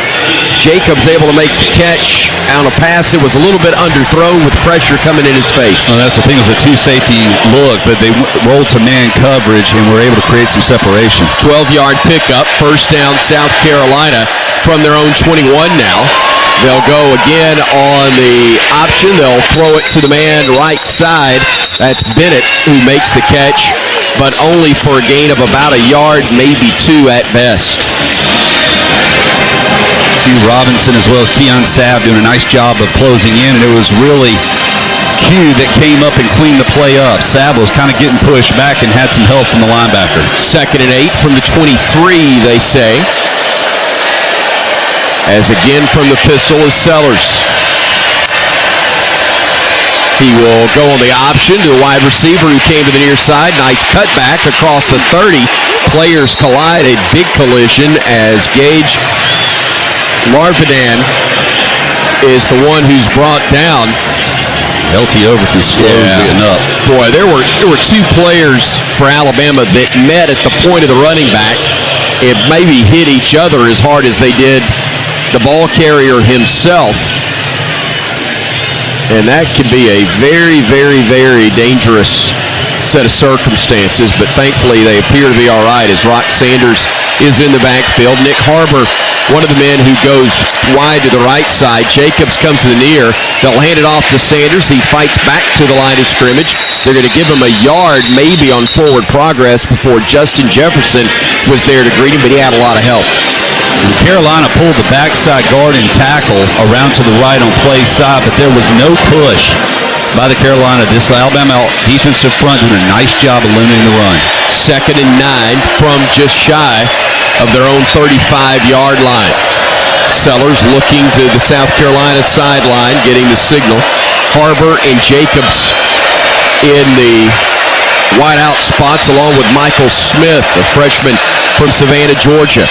Snap, going, swings it across the middle, catch is made, getting the first down and more is Smith. Boy, that's a nice run after the catch and a well-designed play that picks up first down yardage for a gain of 15. So Justin Jefferson was kind of sitting back in zone coverage, and the wide receiver ran right in front of his face and created just enough separation that he couldn't tackle him as he was catching the ball. Final minute of the first quarter. 52, 51, now 50 seconds in moving left in the opening quarter. 7-0 Alabama, but South Carolina on the move. They're right at midfield. They get the snap on first down. Quarterback draw. They should have drawn something else as that one nets nothing for lanorris Sellers. Justin Jefferson there in the backfield to record what will be a 4-yard loss. Heck of a job by Jefferson of recognizing the hole opening up. He filled immediately, was able to make the tackle for a loss. 3 wideouts, 2 to the left. Single setback Sanders to the right of Sellers. Clock under 15 seconds to go here in the first quarter. Sellers not in a major rush, although he will have to snap it, or will he? Nope, they're going to let the final 3 seconds of the quarter tick away. There was about a 6-second differential. in the play clock, in the game clock, and the first quarter does indeed come to a close. Alabama leading at 7-0 as we head to the second here in Tuscaloosa on the Crimson Tide Sports Network from Learfield. Ever wondered what a 30-foot tall pistachio looks like? A giant redwood or Big Sur? Chevron with Techron will be there to help you see them and tons of other places you have to see to believe. Because with unbeatable mileage and a clean engine, cars feel great. So next time you want to fill up on a little adventure, an awkward family photo, or a new commute to work, make sure to fill up at Chevron's along the way. Your car and your memories will thank you. Chevron with Techron, fueled by possibility. It takes hard work to be the best in the game. Planning, commitment, resilience, sweat. That's why Old Dominion Freight Line, the #1 national LTL carrier for quality, works hard to be the best in the game and is proud to support those striving to be the best in theirs. Old Dominion Freight Line, official freight carrier of Alabama Athletics, helping the world keep promises. Every Alabama tailgate has food, but when you bring Hellman's to your tailgate, the buffalo chicken dip makes the Crimson Tide drool. That pimento cheese dip isn't just tasty, it's legendary. And the burgers? Those are the tailgate MVPs. With a squeeze of creamy, delicious Hellman's, every bite is a taste touchdown. Hellman's, official mayonnaise of Alabama Athletics. Time for your Alabama Power Scoreboard update. I'm Brian Houseworth, live at Learfield. 21st-ranked Mizzou leading UMass 14-0 second quarter. Luther Burden a 61-yard touchdown. Ole Miss LSU kickoff at 6:30. 10th-ranked Clemson trailing Wake 7-0. Minutes play in the first quarter. Stanford number 11 Notre Dame coming up today. Let's send you back to Tuscaloosa right now, and Roger. Thank you so much, Brian. The first quarter recap presented by Knox Pest Control. With over 80 years of experience, Knox Pest Control has been serving the communities of Alabama, Georgia, Mississippi, and North Florida, offering pest control, wildlife control, and lawn care. Call 877-KNOX-PEST or visit KNOXPest.com. Knox knocks them out. 7-0 lead for the Crimson Tide to begin this game against the South Carolina Gamecocks. Today's game is presented by BuildSubmarines.com. BuildSubmarines.com serves as the central hub to recruit and train the thousands of workers needed to build and sustain U.S. Navy submarines. At BuildSubmarines.com, we build giants because it takes one to build one. We continue live from inside the Alabama Credit Union broadcast booth. Feel good about your money with Alabama Credit Union, and not only the voice of Crimson Tide football, but men's basketball as well. Chris Stewart. And Chris, right now, men's basketball being honored, just like we saw last night at Coleman Coliseum. That's right, being presented their final 4 rings, and Mark Sears holding up the West Region Championship trophy, and a huge round of applause for head coach Nate Oates. What an unbelievable job he has done in 5 seasons, starting soon his 6th as the head coach of the Tide. 2 SEC regular season and 2 tournament crowns. Only the second #1 ranking in school history. Actually the third. He's got 2 of them. And also a Final Four berth for the first time in the history of Alabama men's basketball. Payne, Lawson, and Smith, the linebackers, as pressure is on the quarterback for Carolina, and he goes down. Jordan Renaud came in from his bandit spot and recorded the first sack of the game for the Crimson Tide. That is your first Guthrie sack. It's the 11th of the year. That Guthrie's sack count from Guthrie's Golden Fried Chicken Fingers, an Alabama tailgate tradition and an official partner of the Crimson Tide. Pressure coming again. They almost got him, but it's dumped off on a screen pass. They get good yardage across midfield into Bama territory again, but there are flags down well in the backfield. May have been a late hit. Personal foul, roughing the passer, number 11. Contact above the shoulders, 15-yard penalty results in a first down. Jahad Campbell guilty of the infraction, as we heard from our referee, Matt Leffler. You know, in his third in eternity, there's just absolutely no need to do anything. but it's still tough to hold off, isn't it, Damien? Yeah, it's very tough to hold off, man. These are some of the penalties that we made down in the red zone last week. Like I said, I want to stop mentioning last week, man, but we got to stop repeating these things, man, at this time. Allowing the drive to continue as Oscar Attaway III's in the backfield. Pistol formation again for Sellers on a fresh set of downs inside the Bama 35-yard line. Wide out to each side. They will hand it off and gain 3 yards on that play. Getting to the Bama 31. 2nd and 7 upcoming. Boy, Kane Wallach always talks about being multiple in the secondary. That time, because of all the different formation shifts and things, you eventually have Damani Jackson, the cornerback, playing safety. From the 31, Carolina sending wide outs to the left, 2 of them, 1 to the right. Tight end offset to the left side. Now they bring him in motion to the right. Single setback to the left to the quarterback, who will keep it himself on the option. Sellers, 30, upended around the 27-yard line. Damani Jackson literally sent him head over heels and will set up a 3rd down and long, but it may be Damani who's the worse for wear after that tackle. Timeout for an injured player.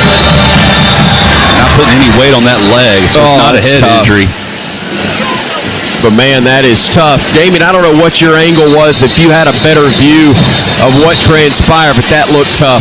Yeah, it looked like he hit the quarterback low. At first, I thought it was a head injury, maybe a head to a knee. Sometimes that can give you a little, ding, but he was limping off the field, so it looked like a lower body injury. Didn't stay long, but it is a media timeout, or an injury timeout briefly, brought to you by Andrews Sports Medicine and Orthopedic Center. 3rd down upcoming for the Gamecocks. 3rd about 3. They're 0 for 2 on 3rd downs thus far. Facing a 4-man Bama front. Snap. Going to Sellers. Pressure coming. He goes down. Your 2nd sack of the game. Tim Smith wrapped him up there, but he had company. 4-man rush once again. This is just an individual effort by Tim Smith of doing a nice job on the move, and Damien can come back in and explain how this occurred. Yeah, man, Tim was on the right side. He initially started out bullying the left tackle. It was a little space on the inside between him and the guard. He ended up getting to the quarterback and getting him on the ground, man. Kind of in between spot. They're going to go for it on 4th and 11 from just outside the Bama 35-yard line. Bama showing pressure again. They'll walk Sellers up to talk things over quickly with the line. Now goes back. Play clock down to 3. It's at 2. He gets the snap at 1. Quick out right side. Bama trying to make a stop, and they do. Shy of the 1st down, the tight end, Joshua Simon. They had to go on the check down, Tyler Watts, and Bama's defense turns away the Gamecocks. Yeah, way too far for a field goal try there, so they go ahead and roll the dice. Alabama's defensive secondary drops back and forces. By South Carolina, recovered by Alabama. It's 1st down. It's Alabama. 1st down either way, big guy. It is indeed. Force the short throw, though, and South Carolina will turn it over. Officially on the books, it's a takeaway. Takeaway, turn away, doesn't matter. We will take it any day. 12:07 to go, 2nd quarter. Bama still leading South Carolina 7-0 on the Crimson Tide Sports Network from Learfield. Throw a flag before ants, termites, and other pests invade your home by calling Cook's Pest Control. Cook's proven pest control methods and Centricon termite control system protect your home from unwanted pests and are backed by a 110% satisfaction guarantee. Make the right call and call the South's most trusted name in pest control for a free inspection. Cook's Pest Control. Looky, looky, looky, here comes Cookie, Cook's Pest Control. Alabama football all season long. This is Alabama Crimson Tide football from Learfield. Tide fans, let's take a 30-second timeout for a quick mental getaway to Pensacola. Sugar white sands, crystal clear waters. Remember, your perfect getaway is just a short drive away. So hit the road for the ultimate timeout from the hustle and bustle. Fresh seafood, stunning sunsets, and relaxing beaches. All waiting for you in Pensacola. Saturdays with the Tide and any day with your toes in the sand. That's the way to beach. Plan your getaway at visitpensacola.com. In football, a triple threat is a player who can do it all. For barbecue, Dreamland is a triple threat. You can dine in, carry out, or let us cater your next event. For the ultimate tailgating experience, nothing beats a rack of legendary Dreamland ribs with your favorite sides. If you've got a taste for winning, treat your team to Dreamland. There ain't nothing like 'em nowhere. A proud supporter of the Alabama Crimson Tide.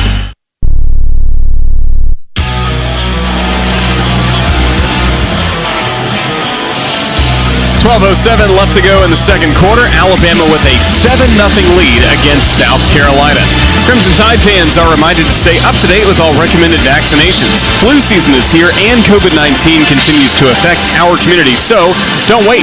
Vaccinate. Visit alabamapublichealth.gov/IMM today to learn more about how you can stay up to date on vaccinations. ADPH is proud to support the Crimson Tide. Once again, we check in with our Cooks Pest Control sideline reporter, Damen Square. And Damien, this is a little bit more of what we saw from the Tide defense in September, maybe giving up some yardage, but ultimately getting off the field without allowing points. Yeah, finding a way to get to the quarterback. Now we need to play complementary football. We got the offense going back on the field, and if you want to be a championship caliber team, you got to make the opposing team pay for every mistake that they made, including they made a mistake by going for it on fourth down. Being on time for his fastball, it's anticipating the fact. Tide's got 3 wideouts right, 1 left. Again, the pistol formation for Milroe as they'll bring Ryan Williams in motion to the left side to balance out the receiving numbers. Play clock, still plenty of time. It's at 15. Empty set as Milroe looks left side, connects with Williams, breaks the tackle, gets out of bounds, and every time he touches the football, even if it's a 7-yard gain, Tyler Watts, there is an audible gasp in the stadium wondering what's coming next. Well, you never know, because the yards after the catch are what are always so impressive with Ryan Williams, but there a mismatch against a safety takes advantage. Haynes gets a handoff, goes up the gut, gets to the 40, gets more, all the way up to the 43-yard line. Another big gain, a first down pickup for Alabama, a gain of about 7.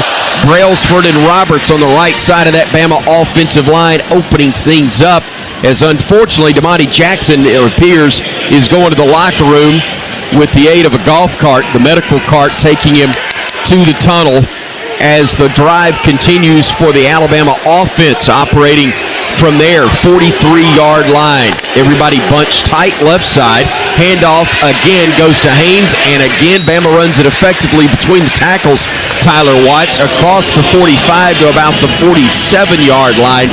Great to see power football executed well from Alabama. Well, and it's important for the running backs, but it's equally important for those offensive linemen to not have to worry about where the ball's going. They can just tee off and impose their will there at the line of scrimmage. Oots and Dupree, the tight ends to the right side. 2 wideouts are left as we are under 11 minutes to go in the quarter. High pass thrown and almost picked off.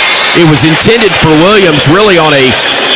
Was that a quick slant, or was that just trying to set a screen up underneath that a pass was high? It was a slip side screen, a little smoke screen on the backside, but Jalen Milroe had pressure in his face immediately from a blitzing defensive back and had to get rid of the ball over the top, and it fortunately hit the ground. So a third down play upcoming here. Bama just 1 of 4 on third downs. You got Bernard left. You got Williams right. Actually, 3 wideouts kind of bunched left side as Milroe avoids the rush, rolls the pocket left, squares his shoulders, but then gets taken to the turf, back around the 36-yard line. Demetrius Knight Jr. didn't buy a fake from Milroe, just locked in on him and records the 2nd sack of the game for that South Carolina defense, and they stopped what had been a very promising drive for the Crimson Tide. Well, it was Elijah Pritchett that got beat on the right side again, and I believe that it was Kyle Denard just absolutely ran by him, forced Milroe to his left, and unfortunately there was no receivers working that area of the field. Juju McDowell back around his own 10-yard line as James Burnup is on to punt. He had a 66-yarder wiped off the board with a penalty on South Carolina, then followed it with a 59-yarder. This one, another high spiraling kick that will hit inside the 20. It takes a Bama roll. It's going to be fielded and down at the 12-yard line, or tackled at the 12-yard line, was McDowell. Another very effective punt from James Burnup. That one covers 53 yards at Damen Square. The last drive looked promising, and then it fizzled out. Yeah, they had an extra guy on the edge. They presented a blitz pitcher to Elijah Pritchett, and then the guy dropped out in coverage, and he kind of squeezed down. It was a communication issue, man. Hopefully they can get that together. From the 12-yard line, South Carolina will come from the sideline directly to the line of scrimmage, and their quarterback, Lanorris will operate as usual from the pistol formation. 2 wide outs to each side. He's got a single setback, and Oscar Hadaway III, who is behind him now in the pistol set. They've got a tight end offset to the right side. Bama showing pressure, now backs off, and there's movement from South Carolina's offensive front. Just a little bit of movement there. D-Square threw that offensive line off a little bit. False start. Offense, number 75. 5-yard penalty. First down. Cason Henry, who was the man who kind of flinched at that look, Tyler Watts. Yeah, and sometimes when that defensive front just moves from one gap to another, you can get a little antsy there on that offensive line. Fortunately, that's going to set South Carolina back 5. Thank you for the pickup, Roger Hoover. It's actually Robbie Ashford, the Hoover native, who is in at quarterback now for the Gamecocks. Quarterback draw. The Auburn transfer picks up good yardage across the 15-yard line. That'll set up a second down at about 4 upcoming after Jahad Campbell made the stop. We had we saw a lot of Ashford during his time at Auburn. Threw for 337 yards last year for the Tigers against LSU, or 2 years ago, actually. He'll keep it himself, breaks one tackle left side, changes direction, gets back near the line of scrimmage, and maybe a tad bit more, but it's going to be third down and still about 3 upcoming. Keon Sabb made the hit for the Crimson Tide. Looks like we're going to have a hold against South Carolina. We'll take it. But that really illustrates how elusive. Holding. Offense, number 7. 10-yard penalty. Roll time. Half the distance. Penalty. Replay, second down. But in traffic, Robbie Ashford is so difficult to bring down because he's slippery. He can make guys miss with just a little subtle movement. And you saw it took 3 or 4 defenders for Alabama to be able to bring him down. So second down at about 12 from inside the Gamecock 10-yard line. Ashford getting the snap, has time, dumps it off to the running back, who makes the grab and gets across the 10 to about the 12-yard line. Attaway made the catch, but Devontae Smith from the Husky position made the stop. He's the one that forced it up. He pressed outside leverage, forced the ball carrier to go back inside where he had help. So 3rd and 9 plus upcoming here. Gamecocks on 4 attempts have not converted a first down. Sellers comes back in, more the true passer at quarterback. Gets the snap, looking downfield, pressure coming. They stagger him, but don't get him to the deck. He'll look downfield. He's got a man, and it is incomplete. Hallelujah. Man. We went from glory to almost gory really, really quick right there as the missed sack almost turned into a touchdown. L.T. Overton was the man breathing down, not the neck, but the face of Sellers. Couldn't wrap him up, and thankfully for Alabama, he overthrew a wide-open receiver down the right sideline. Woo. Tough to bring down, though. He has great balance back in the pocket, and as you mentioned, we had 2 or 3 guys get hands on him, and none of them were able to bring him down. Cole Adams waiting around midfield on the punt from the left-footed Kai Kroger, and this one will hit, check up, and go out of bounds up around the 33-yard line. A good punt from Kroger as we've come to a media timeout. 54 yards, the specialist from both sides putting on a show. 8:10 is the time left, second quarter. Still a 7-0 Alabama lead over South Carolina. We're in Tuscaloosa, Saban Field at Bryant-Denny Stadium, and this is the Crimson Tide Sports Network from Learfield. Greetings from Daytona, where a band of dreamers took a strip of beach, turned it into a proving ground, the great American race, where year after year, greatness is the destination. Drivers, start your engines, let's go! So book your experience and soak in 500 miles of history and tradition. Daytona 500, February 16th, 2025. Secure your seats now at Daytona500.com.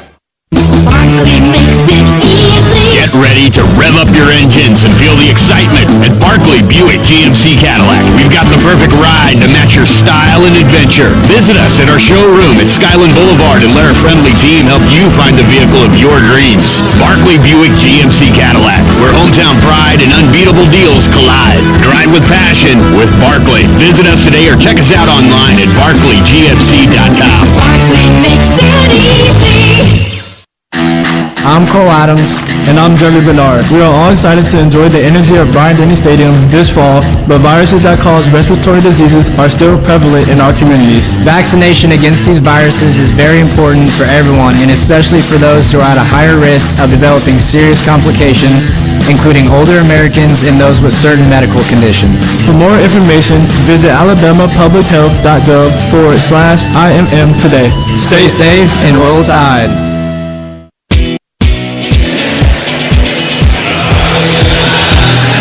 8:10 left to go before halftime. Alabama with a 7-0 lead against the South Carolina Gamecocks.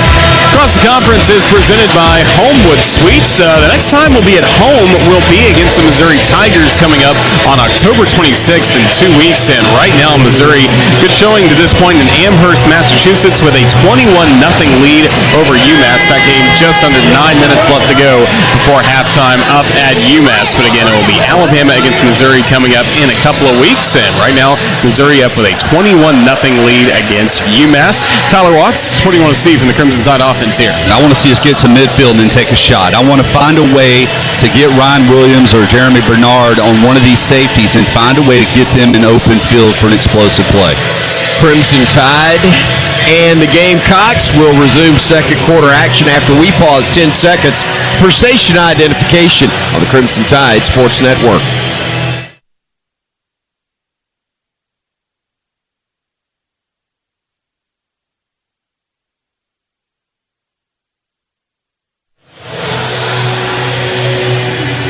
Jam Miller in the backfield to the left of Jalen Milroe, who operates from the pistol.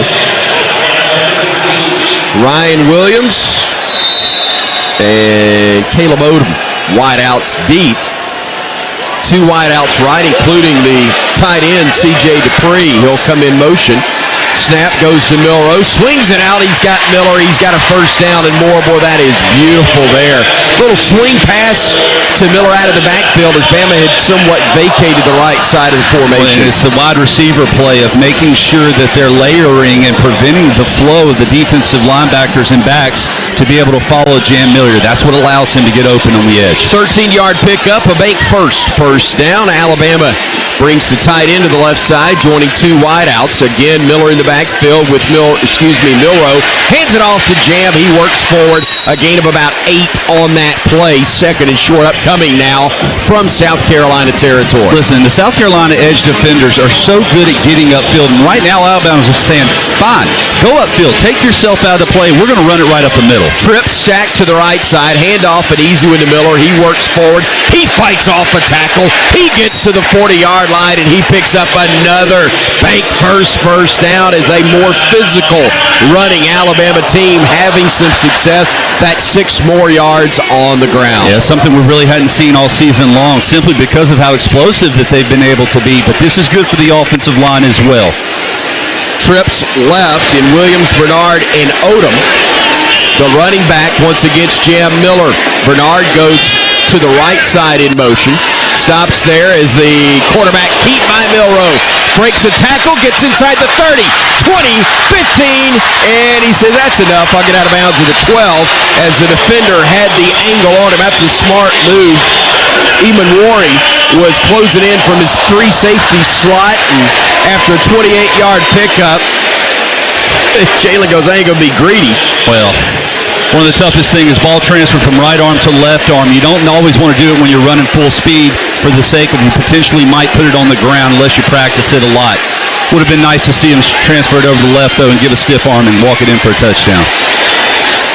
Justice Haynes leaves an empty set as he goes wide to the right side, joining Ryan Williams.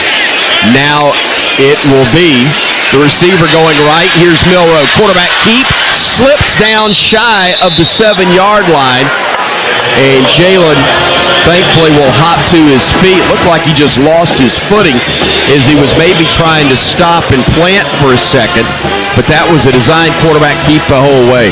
Yeah, did a nice job with the motion also. That held the linebackers with the jet motion sweep. And then once again, inside the 10-yard line, Alabama loves to pull guards as lead blockers for Jalen Milroe. Haynes goes wide right, joining Oots and Bernard to that side of the formation. Williams wide left. Now here comes Bernard to the left. An empty set for the quarterback, Jalen Milroe. 2 tight ends shift to the right side. Milroe keeps it himself. Gets a pulling guard. Gets inside the 5. Gets down to about the 3 before he gets stacked up there. Going to be close to a first down, and in fact it is.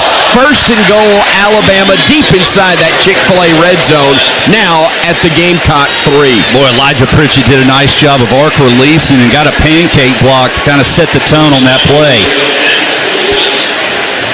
So now Alabama operating right at the 3-yard line. Williams breaks the huddle and goes wide right. Yeah, we actually huddled. To the left side is Bernard. Now he'll go in motion to the right. Handoff will go up the middle. Justice Haynes gets to the end zone. Touchdown, Alabama. 4:38 remaining in the second quarter. Now 13-0 Bama. Caden Proctor running interference for Justice Haynes out of Buford, Georgia. I love how physical Alabama is being on the offensive side of the football right now. They understand South Carolina has some advantages on 3rd and long situations, so we don't want to get in those positions. They are running the ball between the tackles. They're doing it physically. This offensive line is putting a hat on a hat, and the backs are running very aggressively. Nicholson on to try another extra point. Burnett waiting on the snap from Nealon Hibbett.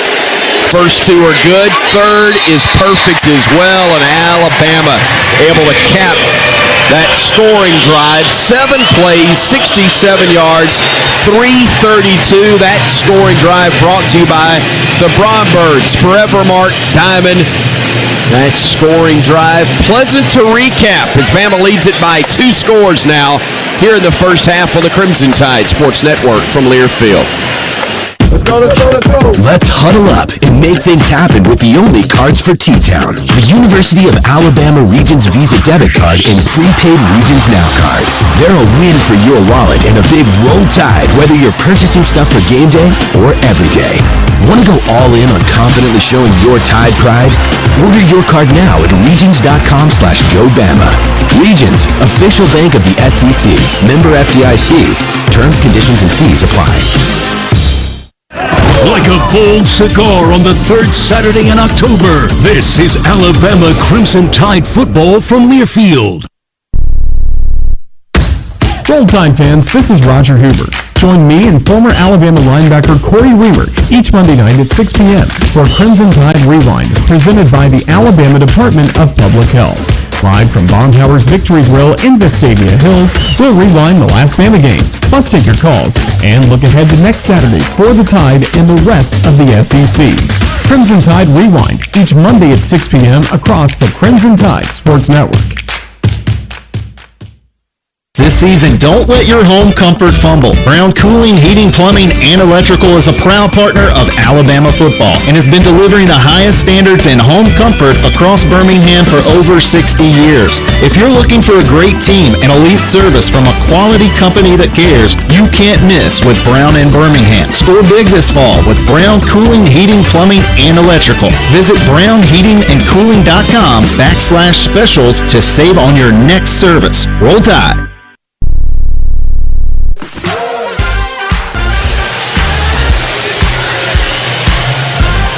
4:38 left to go in the second quarter. Alabama now leads 14-0 over South Carolina. This fall, reach for Evan Williams Kentucky Straight Bourbon or Evan Williams 1783 Small Batch on game day. Evan Williams Bourbon is a proud partner of the Crimson Tide. Evan Williams Kentucky Straight Bourbon Whiskey, Bardstown, Kentucky. 43 to 45% alcohol by volume, 21 plus. Think wisely and drink wisely. We check in with our Cooks Pest Control sideline reporter Damen Square. And Damien, Huge series coming up for the defense, but also nice to see Alabama run the football like we just saw on that last drive. Man, it's big to put a drive like that together, man. Like I said, the SEC is a tough conference, man, and anytime your defense is playing the way that they're playing today without, letting the offense put points on the board, you got to return the favor by creating separation, man. Right now we got 14 points. Hopefully we can get 21 before halftime, man. Tide trying to sustain some momentum, really, from what we've seen on the defensive side of the football, as well as some nice sustained drives offensively as well. Connor Talty to kick it off from our right to our left. Another good kick that will sail into the end zone and over the head of Juju McDowell, the Bainbridge, Georgia native. Has not, thankfully, been able to return one yet, at least not with any success. And now the Crimson Tide will see the Gamecocks start their drive again from their own 25-yard line. Well, on the previous possession, although he had hands on the quarterback, he was able to extend the play, and that's what Robbie Ashford can do. And you were a step away from this being a one-possession game right now, so you cannot let up if you're the defensive side. Rock Sanders in the backfield, joining the quarterback, Lanorris Sellers, who so far in this one is 6 of 8, but for only 62 yards. Play action, looking, plenty of time. Now a force out of the pocket, rolls right. Looks like he wants to run. Instead, he dumps it off to, I believe, the tight end. No, that was the running back Sanders who made the grab. Turned out to be a nice gain of about 5 yards, all things considered. Yeah, Justin Jefferson was in coverage. He did a really nice job of not committing to the quarterback. He stayed back, but he just couldn't help himself, and he tried to close the gap while Sellers was still behind the line of scrimmage. Even better than I thought it was. They give him 7 on that play as the handoff goes to Sanders. He's going to be close to the first down, and he does indeed push forward and get to the 36-yard line. Malachi Moore, the graduate transfer from Trussville, Alabama, making the stop there. Actually, they spot him at the 37. So a first down for Carolina from there. 2 wideouts. Bunch left. Now they bring one to the slot near side. Play action, looking down the seam, nothing there. Rolling the pocket left, they'll dump it off to Sanders, who slipped and fell back at the 40-yard line. So that'll be a gain of only about 3 yards. It looked like they were going to get about 6 or more. Well, Alabama being very conservative on the defensive side, playing a lot of zone right now, forcing these checkdowns. And Sellers is more than happy to take them and just move the chains or move the sticks 4 or 5 yards at a time. Only give him 3, as they say he is down right around the 40. Sellers looking, quick slant, catch made, stretching forward into the first down mark was Nick Harbor, the Washington, D.C. native, a 6'5 sophomore boy, 6'5", 235. That's a good-sized target. Yeah, we brought the pressure that time. That cleaned up the field of vision for Sellers. He hit the little slant route to move the chains. 2 wideouts right, 1 left. Bama going again with a 4-man front. They will hand it off right up the middle, and they'll fight forward for about 4 yards. I believe that was Sanders again. Not certain yet. Was Raheim Sanders as Lawson and Rusaw combined on the hit for the Crimson Tide. Checking out of the game for Alabama, I believe was Keenan. I'm not sure.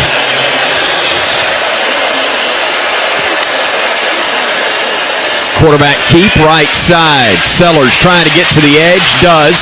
Inside the Bama 45 and finally out of bounds, but not until he gets almost to the 37-yard lines. Move the sticks again for another South Carolina first down. A gain of 16 yards on that play, Tyler. Man, that's probably the last play before the 2-minute timeout as well, but Devontae Smith was out there on the perimeter. He had the play stopped and just allowed him to get to the outside. That is the 2-minute timeout. So the 2-minute timeout gives us a break as well. 14-0, Alabama leading, but South Carolina on the move. They will have it from the Alabama 37 and a fresh set of downs here on the Crimson Tide Sports Network from Learfield. Some people just know they could save hundreds on car insurance by checking Allstate first. Like you know to check the propane tank on your grill first, before hosting a tailgate. Let's fire up. Here, let me try. Seriously? You didn't check the propane? Who wants chips? Yeah, checking first is smart. So check Allstate first for a quote that could save you hundreds. Salt and vinegar? You're in good hands with Allstate. Savings vary. Subject to terms, conditions, and availability. Allstate Fire and Casualty Insurance Company and affiliates, Northbrook, Illinois. I'm Cole Adams. And I'm Jeremy Bernard. We are all excited to enjoy the energy of Bryant-Denny Stadium this fall, but viruses that cause respiratory diseases are still prevalent in our communities. Vaccination against these viruses is very important for everyone, and especially for those who are at a higher risk of developing serious complications, including older Americans and those with certain medical conditions. For more information, visit alabamapublichealth.gov/IMM today. Stay safe and roll Tide.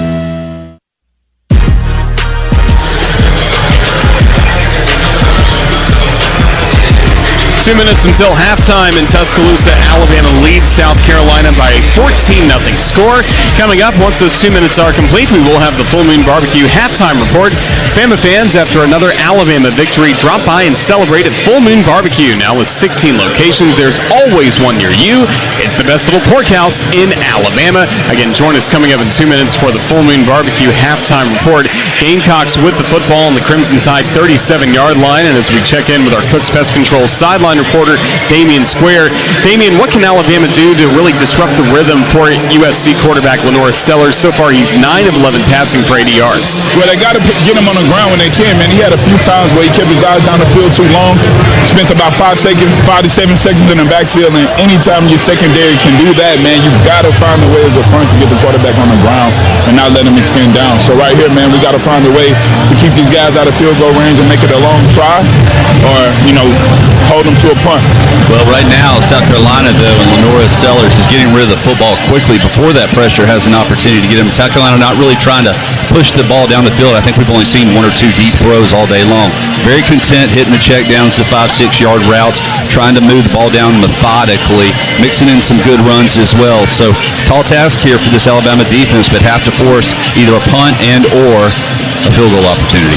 You look at what they've done in that regard this year. Alex Herrera, a 6th-year senior from Columbia, South Carolina, he's only 7 of 10, or he is 7 of 10, I should say, on field goals this year, but his longest for his career is only 46 yards. He had that earlier this season against Old Dominion. So, again, they've got some work to do to get in the range they would really be comfortable with for him, but they're not too terribly far from that at the moment as they operate from the Alabama 37-yard line. You got Tim Smith, Damon Payne, and also LT Overton along that front. The title walk, Quay Russaw, the Wolf linebacker, up to join him there as well. Empty set, 3 wideouts available.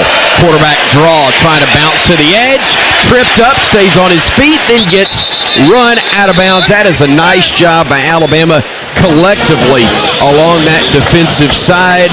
It was Xavier Mincy, the DB, who finally, I think, wrapped him up last. Yeah, but I think it was LT Overton that originally, when he wanted to go up in the middle of the field, forced him to the outside, and then he had chased by several other defenders all the way to the edge for just a 2-yard gain. 2nd down and 8. 1:54 left to play in this first half. Sanders in the backfield with a quarterback, Sellers, who gets the snap. Pressure coming from behind, ducks, throws it up, and it's going to be incomplete. He put it up where anybody had a shot at it. It was over the head of the intended recipient, Sanders, but also there with him step for step was Bama's Quay Russaw. And it was actually Malachi Moore who came with the pressure package and initially forced the ball loose and then came back around, tried to strip it away, and then came back and almost made the sack. 3rd down and 8 upcoming right at the Bama 35-yard line. 1:48 and still holding on the game clock after the incompletion. 3 wideouts to the left side. They get the snap, they set up the screen, and it's busted up. Oh, what a play from Alabama defensively. Jalen Ibakwe cutting the legs out from under the receiver. First quarter timeout, Alabama. Timeout called by Please reset Bama, the game but clock. boy, what a hit there. that busted up the freshman making his presence felt. Hey, man, that's the next man up mentality, man. If you want to have a great defense, your depth chart got to be deep. And by the play that was made by number 9 right there, we got some depth on our depth chart, man. That's big time. Next man up for Bama, next man down for South Carolina, because he took him out. And we've been talking about this all year, how the defensive backs especially have been rotating in. On the previous play, you have Xavier Minson. We hadn't seen a ton of him. He makes a stop. And then now, as you mentioned, you have Jalen Mbakwe come in. His defender, that offensive wide receiver's trying to put the stop block on. He blows right past him for a big loss there. Another 4th and long opportunity for South Carolina to keep this drive going. It may tell you, if you're the cynic, that Bama doesn't have total dominance in terms of starting guys, but on the positive, you got a lot of guys that are playing their way into opportunities and planning on a deep, long season that the Tide hopes would result in a playoff berth. Let's see what happens here on 4th and long for the Gamecocks. They'll look towards the end zone. There's a man there. He's wide open. It's busted coverage, and it goes for 6 for the Gamecocks in Mazeo, Bennett Jr. and Tyler Watts. It was just an absolute, totally blown coverage by Alabama right there. It was that, and it was all day as well for Sellers to sit in the pocket. Anytime that you just go with a 4-man rush, you want to try, anytime you have a young quarterback, try to confuse the picture as quickly as possible and get him a little flustered, get that clock going quicker than it actually is. But against a zone concept, you have 4 or 5 seconds, you're going to find an open receiver. So the touchdown by Bennett, his 3rd of the season. The extra point attempt is up, and it's good by Herrera. And the Gamecocks get a big touchdown with 1:37 to go here in the first half. On a 4th and 9, they find pay dirt for the first time today and for the first time in 3 ball games. Last week, they dropped a 27-3 decision to Ole Miss. It's not since they put up 50 on Akron that they had found the end zone back on September 21st. But that's a big score, not just this drive, but for the game as a whole. Yeah, we talked about it. They get the ball coming out at halftime, which is why with 1:37, unfortunately, if you are going to give up points, you would have preferred it to happen quickly. Plenty of time here on the clock for Alabama to try to answer in some way. You do have 2 timeouts available, and this has been a quick strike offense late in first half situations. So one thing you have to be conscious of is the edge pressures that are going to come off the line of scrimmage for South Carolina. Jalen Milroe is going to have to step up into the pocket, get rid of the ball quickly. D-Square, what do you got? Hey, man, it's way too much talent in college football these days to have a guy sitting in the backfield that long, man. That is a sin. We'll allow that to happen all year, man. We're going to watch the ball go over our head, man. We got to find a way to get off the football field in those situations. Father, forgive us for what we did as the kickoff sails into the end zone. And it will be Bama football from the 25, but there is a flag down around the 29 of Alabama. See who this one's going to be on. Carolina reacting as though it's against the Tide. See if they're correct in that assessment. They're still pointing that way, although we haven't heard from Matt Leffler just yet. After the play was over, personal foul, number 10, late hit. Half the distance to the goal, it'll be first down. Frustrating, annoying, disappointing as Emmanuel Henderson can't be right. They said number 10. Correction, that's half the distance. It'll be first down. It wasn't Emmanuel Henderson Jr. either, because he was wearing number 3 as the return man. The only number 10 listed is backup quarterback Austin Mack. Pretty sure it wasn't him. Yeah, I would be a little surprised if our reserve quarterback was hitting anybody in kickoff return. But nonetheless, it's a penalty on somebody. Back to the Bama 13-yard line is where they begin the drive with 1:37 to go in the half. Milroe forced out of the pocket, and he flips it out. That's going to be a safety. Or is it not? He was out of... No, I don't know. There was no receiver there? It's going to be a safety. I think you're right. I'd be calling for one on the other side. Intentional grounding on the offense, number 4. That penalty was in the end zone, therefore it results in a safety. Boy, the last 2 plays have totally flipped the momentum of this ball game. Alabama went from being up 14-0 and looking as though they were to get possession back. Instead, South Carolina gets a conversion for a touchdown on a busted coverage by the Tide. A mistake made with a dead ball penalty. And then a sack in the end zone, intentional grounding, in essence, that results in 2 more points for the Gamecocks. It's now 14-9. And oh, by the way, they're going to get the ball right now with 1:28 to go in the half, plus getting it first to begin the 3rd quarter. Other than that, and what South Carolina do is just a 3-man rush, and then they brought the 4th defender late. They were trying to force Jalen Milroe to roll right. He bought the bait, so to speak. He bit onto it, and that's exactly where the defender was waiting for him. He had nowhere to go. He's got to step up with the ball in that situation and or throw it away, especially in a 2-minute deal. Burnett will punt it away from the 20. That is going to hit at about the 33. It's a live ball, and it is going to be picked up by South Carolina and returned to the 40-yard line. A flag is down. Bama may have gone off sides on that play. Tell you what, that punt checking offside was huge. On the kicking team, number 13. That penalty be forced from the end of the run. First down. More self-inflicted wounds by Alabama. That is now the 4th penalty for 37 yards as they call off sides, I believe, on Malachi. Yep, it's the only number 13 we've got. Always hesitant on special teams to make a call on a number because we have so many doubles, but yeah, only one, and that's Malachi, who's guilty of the infraction there. So, South Carolina with the ball, momentum, 1:24 to operate with in possession at their own 43-yard line. Looking, Sellers fires it near side and getting to the boundary. Stopping the clock briefly as the connection was with Josh Simon, tied in, another 6-year player, a transfer from Kentucky, or Western Kentucky, I should say. 2nd and 5 after the pickup. Only 4 seconds went off the game clock.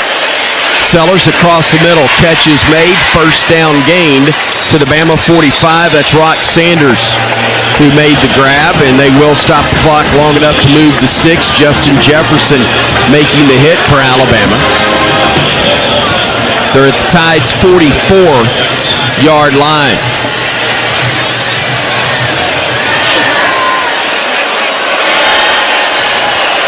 Four-man front for Alabama, as Sellers will look downfield. Plenty of time, pressure coming from the back, unloads the football. That is going to be a fumble, and Bama says they have it, and they do. Takeaway for the Tide.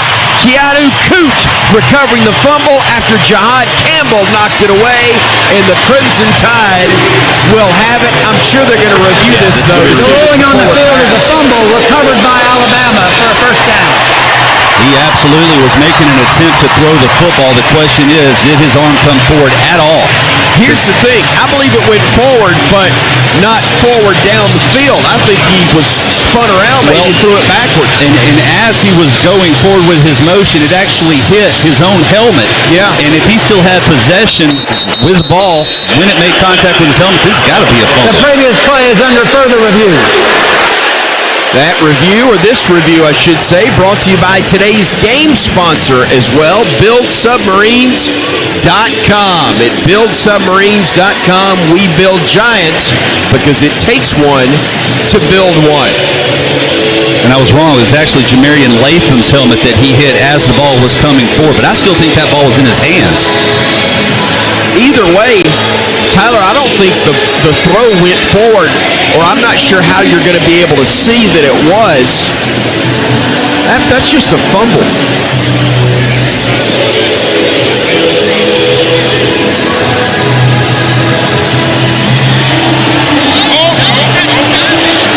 Yeah, he's trying to stop it, isn't he, Damian?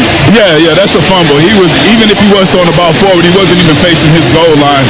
And I don't even think he was throwing the ball forward. The ball came out of his hand. Yeah. Even the reaction after the ball came out of his hand, you can tell it's a fumble. You can always look at the quarterback's reaction.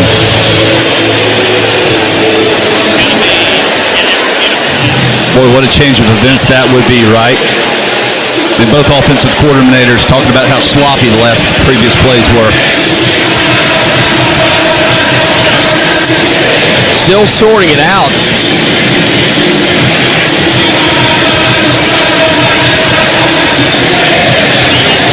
Again, Bama had this one not firmly in control, but at least in a good spot. Faced with a 14-0 advantage and maybe ready to take over on downs, but instead South Carolina converts a 4th and long, turns it into a touchdown. And on the first play from scrimmage after the kickoff, the Tide called for intentional grounding from their own end zone. That's a safety. Just don't like how long it's taken. Yeah, I'm if it's with our you. ball, then give it to us. Almost like they're trying to figure out where the ball should be.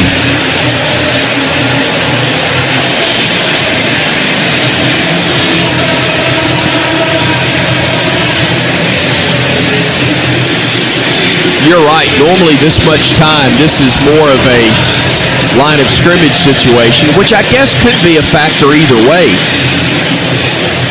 Whether it stays Bama possession or it belongs to the Gamecocks. After review, the ruling on the field stands. It's a fumble.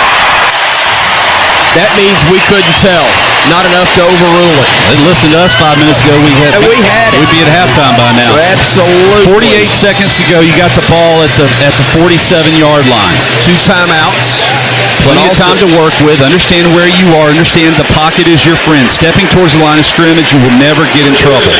Justice Haynes in the backfield. Bama with a bunched formation initially, but we'll see if they change that before everybody gets set.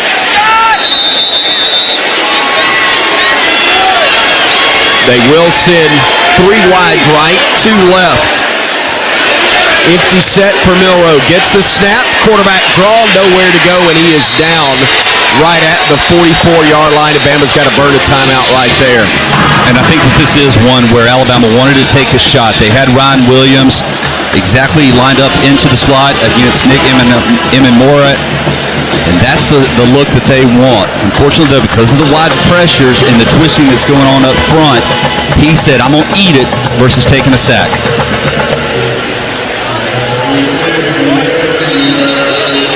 Quick timeout here.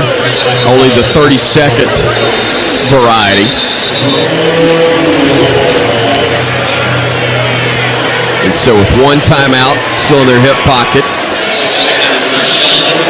Alabama will come to the line of scrimmage with 44 seconds remaining before halftime and trying to add to a 14-9 lead. Boy, it would be so big to get points. Again, South Carolina will get the ball first to begin the second half. Milroe claps his hands, gets the snap. Pressure coming, steps up, wrapped up, goes down again.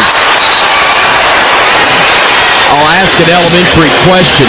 As Hemingway gets credit for the sack, why can't we stop him? Just got beat on the inside, and anytime you have pressure coming up the middle, there's nowhere for a quarterback to go. You're definitely not going to escape to the edges.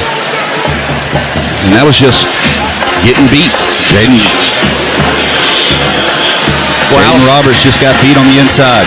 Alabama's 1 of 5 on 3rd downs, and they're not going to snap it. Actually going to burn their final timeout with 10 seconds to go to avoid the delay of game penalty. Kalen DeBoer calling his team over to huddle up and talk things over. I know it's easy to go, all right, why are we not hurrying to the line of scrimmage? That's my initial thinking as well, Tyler. But I think Kalen DeBoer is thinking more big picture. Let's don't make another mistake right here make sure we're all on the same page. You talked about it earlier. The Beamers love special teams. They're trying to force a punt right here. So you want to run this thing down as low as possible. Try to make this one of the last plays of this half. If not the last play of the half is, again, Carolina does have 3 timeouts left. Alabama just used their last one. 11 seconds remaining, they say now, putting one more tick on the clock. Milroe, play action with time, looking downfield, and it is picked off. Horrible pass picked off, and he's got an escort down the sidelines. Thankfully, pushed out of bounds on a great hustling play. It was Jalen Kilgore who got the pick, and I couldn't tell which of Bama's linemen got there. It may have been Jade Roberts. I'm not sure if it was Cade Proctor. Please, 1 second. They put a second on the clock, which means that Carolina is going to get a chance at a field goal. There'll be no more than 38 yards on the attempt. Tried to force it to Cole Adams on an out route. And it was zone coverage. There's no reason to throw that ball at all. It was Caden Proctor that forced him out of bounds. Thank goodness he was hustling from that left side. Yeah. He may have stepped out of bounds before contact, but the reason he stepped out of bounds, he saw big number 74 had an angle on it. So here comes the field goal try from 37 yards. Far hash, kick is up, and the kick is good. Herrera boots it through, and with a flurry finish to the first half, South Carolina has made this a 14-12 ball game. Alabama still with a lead, but the Gamecocks will get it first to begin the third quarter, and all the momentum on their side as well, Tyler Watts. Yeah, not a way that you wanted in this half. You had ball in hand up 14-0. You allowed a score on 4th and 9, and then you get the safety. Now the interception. You have allowed South Carolina to hang around exactly what you didn't want to do, but now you have to regroup. You got to pull your britches up and get back to work. Kalen DeBoer talking with television at the moment, and in just a second he will be joining our Damen Square, our Cooks Pest Control sideline reporter. In fact, Coach is making his way to Damen now. How you doing, Coach? Hey, your team has been struggling to play complementary football. What are you telling these guys at halftime? Well, yeah, I mean, we got to make our own breaks, right? We got to make our own breaks, and we had some unfortunate things there. I mean, guys are playing hard. They don't hear, there's no whistle, or don't hear a whistle, and things stacked on top of themselves. I trust our guys to be aggressive and go make a play here, try to make the calculated risks. Obviously, that couple of them backfired on us. We got to control the line of scrimmage, stay and run pass options, which we did most part until the last 2 drives. Then they got to their strength and they pinned their ears back and got after us a little bit. All right, Coach. Good luck. Thank you. Thank you, D. Thank you to Coach DeBoer as well, and thank you to T-Mobile. They bring us Coach DeBoer at the half. Stay connected to the latest Crimson Tide action with T-Mobile's 5G coverage. 14-12 is our score. Alabama still leading it at the break, but the Gamecocks closing in.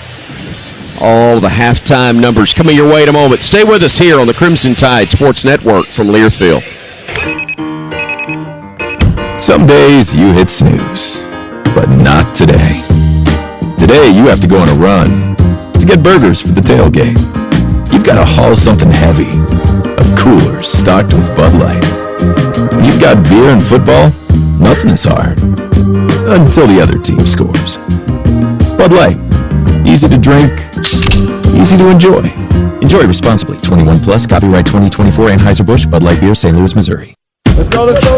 Let's huddle up and make things happen with the only cards for T-Town. The University of Alabama Regions Visa Debit Card and Prepaid Regions Now Card. They're a win for your wallet and a big roll tide, whether you're purchasing stuff for game day or every day. Want to go all in on confidently showing your Tide pride? Order your card now at regions.com/GoBama. Regions, official bank of the SEC. Member FDIC. Terms, conditions, and fees apply. When the game is on the line, you want someone you can count on. At Alabama Power, we believe in consistency and having each other's back. It's our game plan to safely deliver the electricity you depend on. We give 100% to achieve 99.9% reliability. Learn how we power a better Alabama at alabamapower.com/reliable.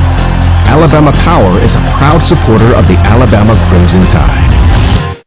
Today's highlight is brought to you by Toyota.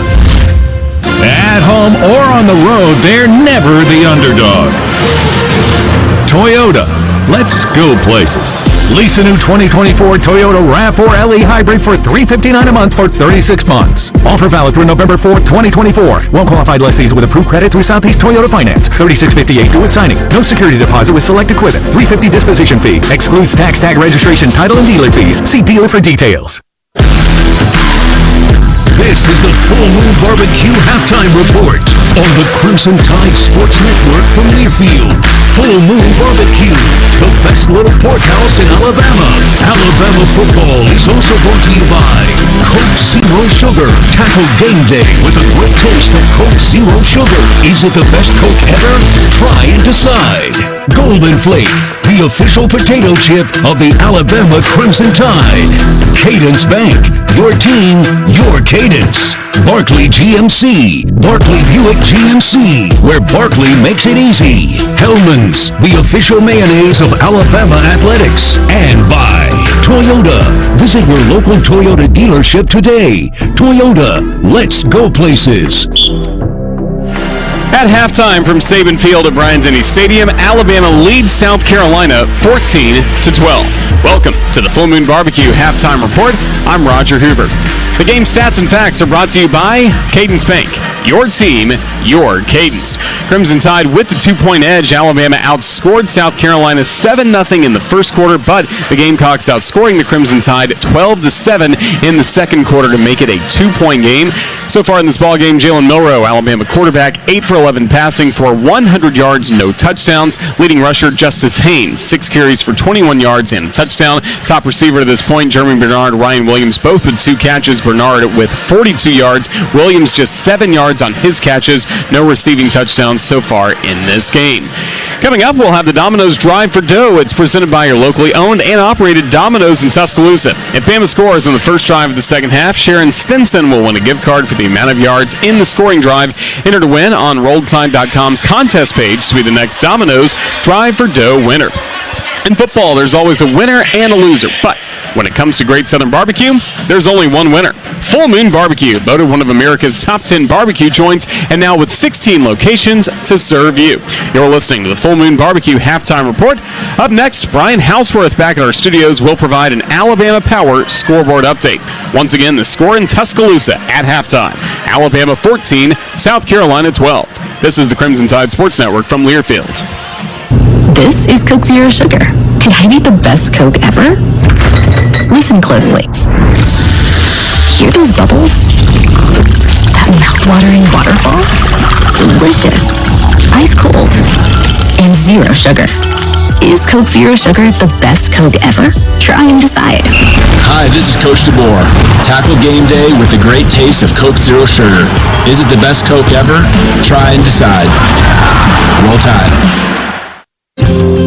At Cadence Bank, we're here for all 4 quarters and overtime in your financial journey. Whether you're investing for the future, saving for a dream home, starting a business, or just needing to tackle life's financial challenges, we have the teammates, tools, and game plan to help you win. Experience a financial partner that comes in clutch. Visit cadencebank.com to learn more. Cadence Bank. Your team, your cadence. Member FDIC. Crimson Tide football lives here. This is Alabama Crimson Tide football from Learfield.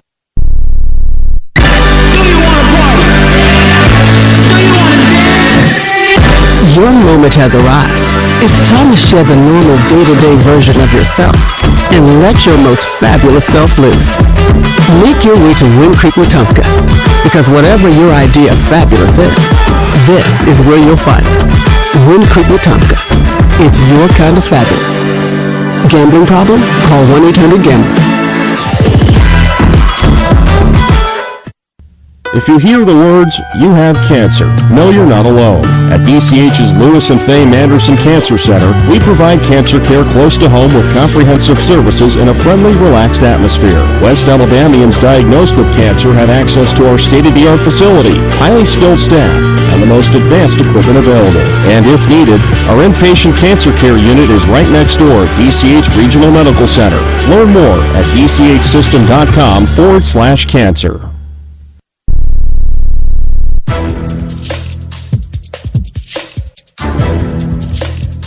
This copyrighted broadcast is an exclusive presentation of Learfield under the broadcasting rights granted by the University of Alabama. Reuse of this presentation is prohibited without the expressed written consent of the university and Learfield. Announcers are provided by Learfield and approved by the university.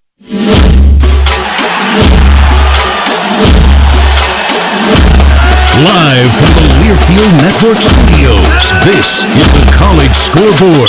Been a pleasure. Good afternoon, my friends, across the great state of Alabama and the southeastern United States. I'm Brian Helsworth, live at Learfield, brought to you by Alabama Power. It's a proud supporter of the Crimson Tide. It's power for a better Alabama. Number 7, Alabama, leading South Carolina right now, 14-12 at the half. Your halftime highlights are presented by Hellman's Mayonnaise.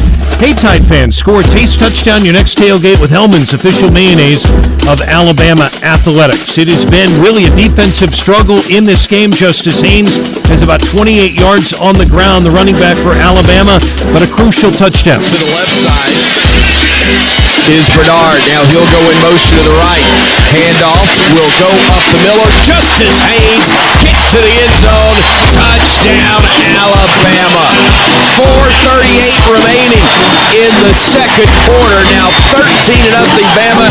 Kate Proctor running interference for Justice Haynes out of Beaufort, Georgia. That's how it sounded on the CTSN. Chris Stewart there on the call. On the afternoon, Milroe, 8 of 11 for 100 yards. He does not have any touchdowns, but he has scored a touchdown. It's now Justice Haynes in the backfield as they'll bring in Oots in tight on the left side. They'll bring Bernard in motion. It'll be a keep. And Milroe walks it in for the Alabama touchdown. Chris Stewart there on the call again, 14-12 at the half. In the SEC, number 21 Missouri leading UMass 24-3. They're in the half right now at Amherst. Carroll with 2 touchdown runs. Luther Burden, 61-yard touchdown as well. All-State Red River rivalry, a big game coming up at 2:30. Number 1 Texas, number 18 Oklahoma. It's number 9 Ole Miss, number 13 LSU tonight under the lights at Tiger Stadium in Baton Rouge, 6:30. 13 straight wins in Tiger Stadium for LSU. 5th-ranked Georgia and Mississippi State this afternoon. Florida, number 8 Tennessee at 6 at sold-out Neyland Stadium. Vanderbilt taking on Kentucky. Both teams are 3-2. This fall, reach out for Evan Williams Kentucky Straight Bourbon or Evan Williams 1783 small batch on game day. Bardstown, Kentucky, 43 to 45% alcohol by volume, 21 plus. Think wisely and drink wisely. I'm Brian Helsworth, live at Learfield. In our next segment, we'll take a look at the top 25. This is the Crimson Tide Sports Network from Learfield. Greetings from Daytona, where a band of dreamers took a strip of beach and turned it into a proving ground. The Great American Race, where year after year, greatness is the destination. Drivers, start your engines, let's go! So book your experience and soak in 500 miles of history and tradition. The Daytona 500, February 16th, 2025. Secure your seats now at Daytona500.com. Every football fan needs a drink just as tough as they are. That's why Beatbox is the official party punch of the University of Alabama. With delicious flavors, 11.1% ABV, and a resealable cap, this drink is sure to pack a heavy punch without leaving you feeling bloated like boring hard seltzers and light beer. Not to mention, this low-sugar punch will sustain you through the Bama game day without slowing you down like those high-sugar cocktails. Drink smart, party hard, and of course, roll Tide. Please drink responsibly. Must be 21 or older. This is Alabama Crimson Tide football from Learfield. You can find all Crimson Tide Sports Network video content online on the CTSN YouTube page. It's the home of the live booth camp presented by Yay Alabama. Episodes of Crimson Drive driven by NASCAR, plus replays of Crimson Tide Rewind. Our YouTube Shorts will deliver thrilling Alabama radio highlights, plus interview clips from Alabama student athletes and coaches that you can't miss. Subscribe to the Crimson Tide Sports Network on YouTube for the very latest on the Alabama Crimson Tide. At Cadence Bank, we're here for all 4 quarters and overtime in your financial journey. Whether you're investing for the future, saving for a dream home, starting a business, or just needing to tackle life's financial challenges, we have the teammates, tools, and game plan to help you win. Experience a financial partner that comes in clutch. Visit cadencebank.com to learn more. Cadence Bank. Your team, your cadence. Member FDIC.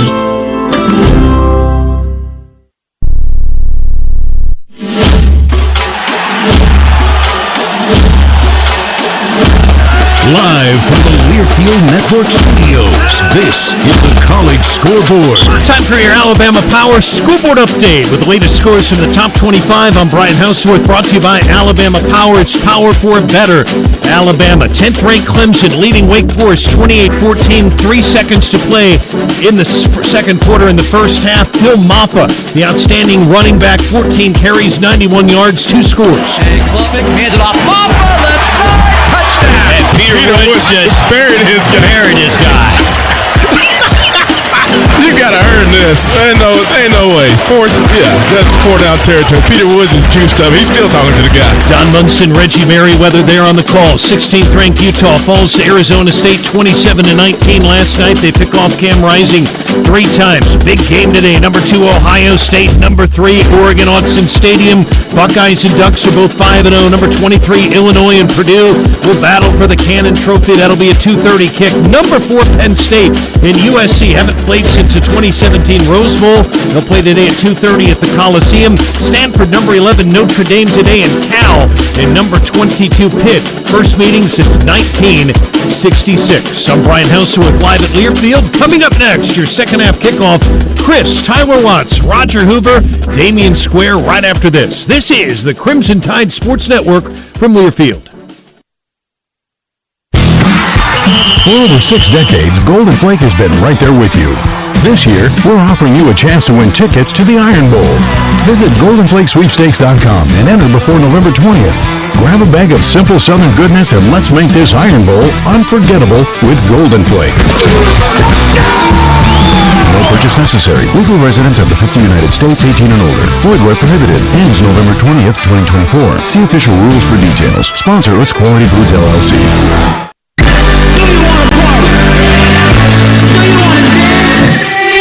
Your moment has arrived.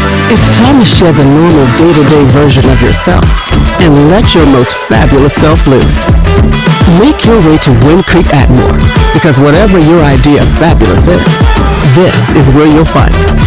Wind Creek Atmore. It's your kind of fabulous. Gambling problem? Call 1-800-GAMBLER.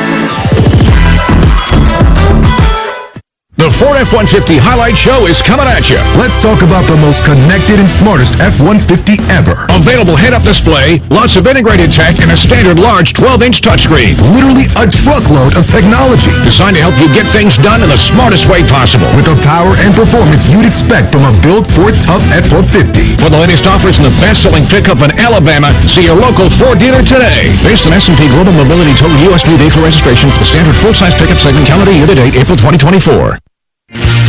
If you're looking for the best selection in Crimson Tide apparel, look no further than the Soup Store. The Soup Store is every Bama fan's ultimate destination for the hottest gear and accessories, with 3 great locations around campus to serve you: in Tuscaloosa on campus at the University Student Center, on the Strip in front of Bryant-Denny Stadium, and on Bryant Drive. If you can't get to Tuscaloosa, shop the Soup Store online at soupstore.ua.edu. The Soup Store is a proud partner of Alabama Athletics. 1, 2, 3. This has been the Full Moon Barbecue Halftime Report. Full Moon Barbecue, the best little pork house in Alabama. Alabama football is also brought to you by Cadence Bank, your team, your cadence. Barkley GMC, Barkley Buick GMC, where Barkley makes it easy.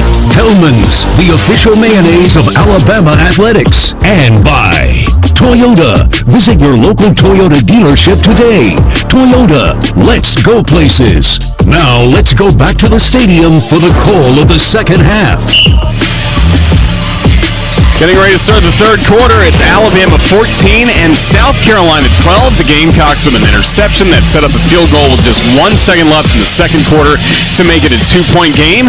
South Carolina will get the football first to begin the third quarter, but coming up, take it to the house this season with the Alabama Manufactured Housing Association and Crimson Tide football. This week's contestant is Joanna McDonald from Linville. If Alabama returns its first received kickoff in the second half for a touchdown during today's game, she will win up to $75,000 towards the purchase of a manufactured home from authorized AMHA dealers. Don't miss your chance to take it to the house this season. Register to win at rolledtide.com/take it to the house. Certain terms and conditions may apply. Complete rules at rolledtide.com/take it to the house. Today's game is presented by BuildSubmarines.com. BuildSubmarines.com serves as the central hub to recruit and train the thousands of workers needed to build and sustain U.S. Navy submarines. BuildSubmarines.com. We build giants because it takes one to build one. So we get ready for the start of this third quarter. Let's take a look at the prescription for success in the second half. It is presented by Payless Drugs. Payless Drugs, your locally owned family pharmacy with 4 locations in the Birmingham area. Payless can handle your prescriptions, over-the-counter solutions, and home delivery. Visit mynewpharmacy.com to pay less. Tyler Watts, what is the prescription for success in the second half? Well, defensively, we got to mix some things up and find a way to get more pressure on lanorris Sellers. When he has time to throw the ball in the pocket with a nice clean pocket, man, he's making some big plays and sustaining drives. We've got to figure out a way to eliminate that. And offensively, get back to the running game. If they're wanting to take those 2 edge rushers and go upfield, let's play against 9 defenders. Let's run the ball between the tackles, stay ahead of the chain, stay out of obvious throwing situations, because that's really the strength that Kaylin DeBoer was talking about at halftime. They got to stay out of those third and longs. As we get ready to start the third quarter, we're coming to you live inside the Alabama Credit Union broadcast booth. Feel good about your money, and back on the call, here's the voice on the Crimson Tide, Chris Stewart. Roger, thank you so very much. Crimson Tide seemingly in command of this one. Not overwhelming command, but up 14-0, and looked like they were going to get off the field, but a roughing the passer penalty extended a drive. A 4th down conversion later on that drive with a busted coverage that led directly to a touchdown. Then a safety because of intentional grounding in the end zone. Don't forget followed by the interception. The unnecessary roughness on the kickoff. Yeah, you're right. That's what set you back and allowed the safety. So here's Talty, who kicks off and into the end zone. The Gamecocks are going to run it out 10. And down at the 15-yard line, Juju McDowell trying to make a play. Instead, he did Bama a favor. And that's a 10-yard loss in essence, Tyler, rather than taking the ball or letting the ball go into the end zone and getting it at the 25. They only get it at the 15. Could be the starting point that this Alabama defense needs to really set the tone here in the second half. It's a miscue in special teams, which normally doesn't happen from South Carolina, but a mistake there, and so the Tide will go on the defensive with the Gamecocks operating from their 15-yard line. Rock Sanders in the backfield, Josh Simon, the tight end. lanorris Sellers is the quarterback, who in the opening half went 13 of 16 for 128 and a penalty, I believe, already. Procedure. False start. Offense. Number 3. 5-yard penalty. It is first down. That is Mazeo Bennett Jr., the wideout, guilty of the illegal procedure, as that is their 4th penalty now. 34 yards, 1st and 15, but back at their own 10. Little misdirection, but the handoff, and they'll push the pile forward and get about 6 or 7 yards. Damen Square, what's the tone early in this drive from the defense? Hey, man, I'm down here coaching these guys up. I tell them we need more than sacks. We need the football, man. We need to create turnovers and create some space in this game, man. Bama seeing a 2nd and 9 now for the Gamecocks. They will hand it off again. They'll get a couple of yards up the gut, but then Rock Sanders gets knocked down by Jihad Campbell and others, but it'll be 3rd down at about 5 upcoming, maybe 6. Yeah, it's a full 6 here on this 3rd down conversion opportunity for South Carolina. What do we do different to try to change the look up? They are 0 for 5 on third downs, or were in the first half. They'll bring a second wide out to the near side of the field. Single setback with Sellers is Sanders. Sellers looking, pressure coming, fakes the pass, now wants to run it, and he's going to get the first down. Boy, that was a great pump fake that forced the defenders to bite, and he was able to scoot through and pick up the needed yardage for a Gamecock first down. Well, we got after him a little bit more with the front four, but left a wide open rushing lane right up the middle. Two guys right in the same place. So from the 28-yard line, 1st and 10, Gamecocks. They'll hand it off. They'll pick up good first down yardage again, not down shy of the 35, back at the 34-yard line. That is Rock Sanders once again. Keanu Coote, Jahad Campbell combining on the stop for Alabama. South Carolina wants to shorten this game as well, and they feel like if they can run the ball between the tackles, they can do that. They run it left side. They'll get a yard or more. Actually, it's going to be 2 or 3.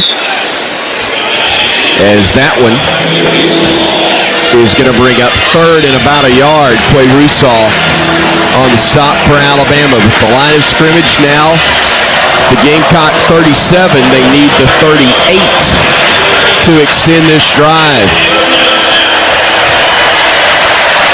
They have averaged on this series about 3 yards per carry at least. They'll hand it off right up the gut. They will get close to the first down, and in fact they will pick it up. That'll be a first down. Moving the change as they get to the 39. They needed 1, they got 2, and they'll get a fresh set of downs here. This is the style of play that South Carolina wants to run. Staying ahead of the change, 5-6 yards rushing on first down. They want to stay out of obvious throwing situations as well. From the 39, Sellers stepping up in the pocket, gets flushed to the outside. Pump fake again, able to run by the defender, gets a first down before sliding down in Alabama territory at the 45-yard line. Justin Jefferson was chasing, but it was Sellers who picks up good yardage and a first down, a gain of 14 on that play when it looked like Bama might get him for about a 5 or 6 yard loss. Well, Jamarian Latham had a nice rush angle, dipped it back underneath inside, but when he did, there was no one to contain Sellers from escaping to the right. So from the Alabama 47-yard line, 1st and 10, handoff goes to Attaway. And he'll gain a couple on the play, maybe 3 yards even. 2nd and 7, we will call it, from just inside the Bama 45-yard line. Again, this drive started at the 15. It went back to the 10 on a procedure penalty, but it's been all positive yardage since then for South Carolina. Sellers, plenty of time. No, he doesn't. He goes down. Brought down by Jamarian Latham back around the 46 of the Gamecocks. That is the 4th sack of the day for Alabama. That's your Guthrie's sack count. That is the 4th of the day for the Crimson Tide. Did a little inside move once again. Damien was talking about that earlier, using the power to the speed, dipping it up underneath, and being able to knock Sellers off balance. Get off the field, fellas. 3rd and 14. They're 2 of 7 today on third downs on the Gamecocks. Sellers with time, looking, pressure coming, fires, catch made, first down and more.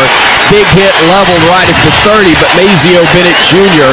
able to get up after making the grab. That was a perfect throw in the middle of the Bama defense for 22 yards and another first down for the visitors. And a clean pocket, just a 3-man rush once again, and the zone coverage behind it. There's just too many holes. I mean, receivers and quarterbacks are going to find holes in the secondary if given enough time. 10-play, 55-yard drive already, and 5:06 off the game clock in this third quarter. We're under 9.5 minutes remaining in the third as Carolina will bring a man in motion near side, circles him back. They'll hand it off up the gut, and fighting forward for another 6 yards on first down is Attaway. John Campbell makes the stop, but not until it's another good first down pickup. 6 yards officially they give him as they spot him at the 24 of Alabama. These long drives right here is really where you start getting winded, especially on the defensive front, which just makes you that much more successful running the ball. Pistol formation. Sellers hands it off. Nowhere to go as the man on the carry is stopped, and we pause 10 seconds for station identification of the Crimson Tide Sports Network.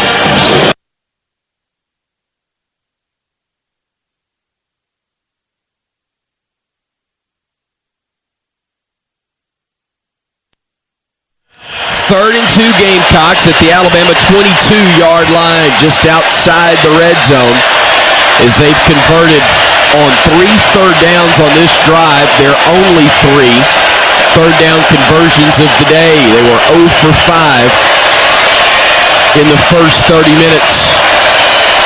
3 wideouts left. They'll roll the pocket left. Option pitch underneath, a little shovel pass. That's going to be a first down and more inside the 10. Oscar Attaway III able to make the play and pick up the first down on a great little shovel pass right there. They saw it 2 times versus Vanderbilt last year, and it is a copycat lead. Now South Carolina on 3rd and short takes advantage. We stretch out. That opens up the inside lane on the little shuffle pass. 14 yards on the pickup inside the Alabama 10. As they've gone from right at the 10 on one end of the field to inside the 10 on the other. Handoff up the gut. Nowhere to go after getting a yard on the play. I believe it was Attaway again. Nope, they have gone back to Rock Sanders in the backfield, and a gain of 1 perhaps. Damen Square coming up after this next snap, which we hope results in a takeaway. We need one in the worst way. 4 wideouts, 2 each side. Play action. Looking, throwing, catch made, wrapped up at the 2. He fights forward. He'll get no closer than the 1. Damen Square. Bama needs a play somehow. Hey, they got to find a way to get these guys to at least get off the field and not put 6 points on the board, man. Right there was a pick route. I feel like they should have called the penalty right there. But, man, these drives are getting overextended, and we're putting our defense in a crazy situation, man. Simon, the tight end, made the grab. Here comes Brown and Brady Hunt in as they got everybody bunched in tight. 3rd goal from the Alabama 1-yard line. Pistol formation. They hand it off. They'll fight to the goal line. They'll fight their way in. Touchdown. Rock Sanders getting the score for South Carolina. And the Gamecocks have their first lead of the day. They were down 14-0 late in the first half, but with 6:20 to go in the third, it's South Carolina that has taken an 18-14 lead. Now the defense had a couple opportunities to get off the field, and the one that really breaks your back is the 3rd and 14, 3rd and 15 conversion that was given up. But anytime that you allow 10, 12, 15-yard drives, you're going to be winded and gassed at the end of it, and it's your job to get off.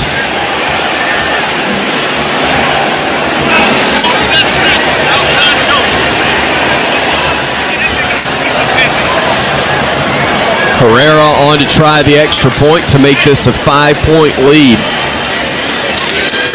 Snap, spot, kick. All good. And South Carolina makes it a 19-14 ball game. 6:20 remaining in the third. We'll see how Alabama responds when we come back on the Crimson Tide Sports Network from Learfield. Some days you hit snooze, but not today. Today you have to go on a run to get burgers for the tailgate. You've got to haul something heavy, a cooler stocked with Bud Light. When you've got beer and football, nothing is hard, until the other team scores. Bud Light, easy to drink, easy to enjoy. Enjoy responsibly. 21 plus, copyright 2024, Anheuser-Busch, Bud Light Beer, St. Louis, Missouri. At Cadence Bank, we're here for all 4 quarters and overtime in your financial journey. Whether you're investing for the future, saving for a dream home, starting a business, or just needing to tackle life's financial challenges, we have the teammates, tools, and game plan to help you win. Experience a financial partner that comes in clutch. Visit cadencebank.com to learn more. Cadence Bank. Your team, your cadence. Member FDIC. Tide fans, let's take a 30-second time out for a quick mental getaway to Pensacola. Sugar white sands, crystal clear waters. Remember, your perfect getaway is just a short drive away. So hit the road for the ultimate time out from the hustle and bustle. Fresh seafood, stunning sunsets, and relaxing beaches. All waiting for you in Pensacola. Saturdays with the Tide and any day with your toes in the sand. That's the way to beach. Plan your getaway at visitpensacola.com. 6:20 remaining in the third quarter. It's now South Carolina 19 and Alabama 14. A huge shout out to Big Mike's Steakhouse for taking care of our broadcast crew this season. A big thank you to Big Mike, Scott, Kane, Michael, Brad, Casey, the whole staff for the great food and the warm Southern hospitality. With restaurants now in Thomasville, Andalusia, Lee County, Guntersville, Orange Beach, and Mountainville, you're always close to a Big Mike's Steakhouse. Visit online at bigmikesteakhouse.com. Right now it's the Crimson Tide trailing 19-14 to South Carolina with 6:20 remaining in the third quarter. Tyler Watts, disappointing what we've seen transpire, but we're a long way from the finish line if we start taking care of business, because as you see, they are actually running some clock, and that'll happen when you let a team go from the 10-yard line, their own 10-yard line, to the opposite end of the field and run it into the end zone. Yeah, and one thing you do not want to do is be forced to throw the ball when South Carolina knows you're going to throw the ball. That's the strength of this defensive unit. So you really have to respond here and then find a way to get a stop.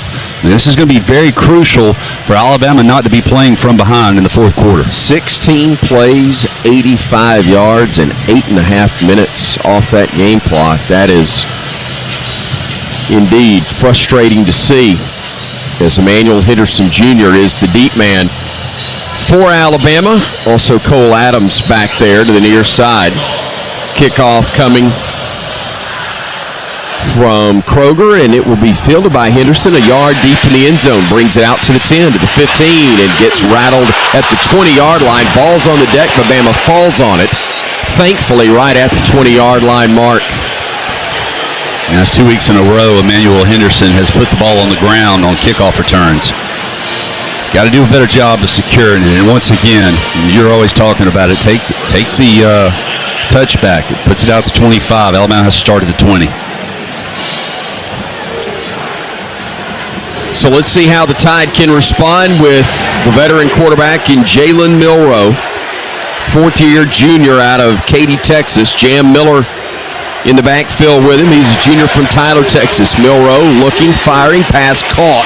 Great grab for a gain of about 7 or 8. Staying on his feet, heading downfield, Adams. He gets bumped out of bounds. That was one heck of an effort. The way he got spun, it looked like he was going to be down, but Adams kept his balance, picks up great yardage into South Carolina territory for a gain of much more than 7, as I originally said or was thinking. They're going to call it about a 28-yard pickup on that play. Actually landed on the defender. Very similar to what that Dyer guy from Auburn did a couple years ago and was able to advance it. Hand off to Miller. He's going to pick up good yardage across midfield and into South Carolina territory. Demetrius Knight making the stop for South Carolina, but not until another 4-yard pickup for Alabama.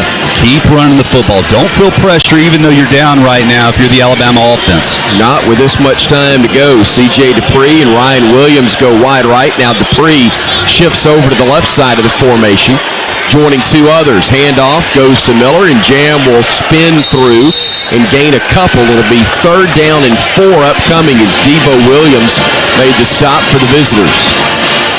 Third and medium here. You have to advance the ball forward. You cannot take a loss here. Otherwise, you are forced to punt it. You have to force it. If you don't pick it up, of giving your coaching staff something to think about, setting up a 4th and short.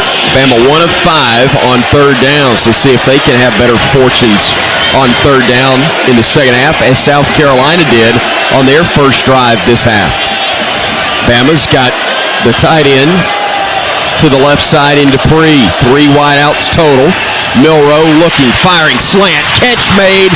Jeremy down to the 35 of South Carolina. Moved the chains on the bank first. First down, Jeremy Bernard making the grab on the quick slant from Jalen Milroe. Boy, South Carolina brought the house on that, and it was great protection up front that allowed Milroe to hit Bernard on the second window. 16 yards, on the gain. Moving the sticks for Bama. Wide out right, 2 left. Now here comes Jam Miller in motion to the right. Fake a handoff to him. Milroe dumps it off to the tight end. Dupree tried to make a man miss, but he is going to be knocked down for a loss on the play. O'Donnell Fortune, the corner, read it well, and the 5th-year player was able to knock down Dupree for a loss of about 6 yards on that play. Caden Proctor was the lead blocker out there, but there was no way he could get to Fortune and get his hands on him. Justice Haynes comes on as Dupree slowly goes off the field and will be looked at. Here comes Ryan Williams in motion to the near side of the formation, joining Caleb Odom. Now an empty set as Justice goes wide. Ball tipped into the air and almost intercepted, thankfully. As that pass was thrown low and behind Jeremy Bernard, it was almost picked off in the South Carolina secondary. Couldn't tell who it was. Looked like Judge Collier. That's one of those situations, though, Chris, where they're bringing more than we can block. The ball has to get out quickly. So it's an anticipation that Milroe has. He knows where he's going. He's got to release it before Bernard comes out of his cut. And I said low. It wasn't. It was just behind the intended receiver. As Bama's got 3rd and about 15 upcoming. Milroe looking with time, fires right side, and that one is incomplete. We're fortunate it wasn't picked off. Boy, they had an angle on the pass intended for Jeremy Bernard, and it was Jalen Kilgore, the nickelback out of Eatonton, Georgia's Putnam County High School, that almost got the interception, and now Alabama will likely have to punt this one away, and they will with James Burnett. Boy, the loss on the play is what really messed up this drive. Yeah, the little screen pass to Dupree, it resulted in a loss that got you behind the chains, and you never were able to recover. Burnett's averaged 55 yards on a couple of punts. We're looking for a pooch right here. It is a low wobbler headed towards the boundary, and it does go out of bounds, but let's see where. Looks like a heck of an effort. They're going to stop right at the 10, and that is indeed a great punt from James Burnett. I don't know that the crowd realized just how good it was. 32 yards doesn't tell the whole story, but South Carolina's got the ball and the lead. It's 19-14 Gamecocks, 3:13 to go in the 3rd. When we come back to Tuscaloosa on the Crimson Tide Sports Network from Learfield. Some people just know they could save hundreds on car insurance by checking Allstate first. Like, you know to check that your seats aren't in the visitor section first, before buying tickets. I'm so excited for this game. I can't believe you got us tickets. Me too. Wait, are we on the wrong side? Yeah, checking first is smart. So check Allstate first for a quote that could save you hundreds. This is going to be a long game. You're in good hands with Allstate. Savings vary, subject to terms, conditions, and availability. Allstate Fire and Casualty Insurance Company and Affiliates, Northbrook, Illinois. From Bart and Joe Willie to Mac and Tua, this is Alabama Crimson Tide football from Learfield.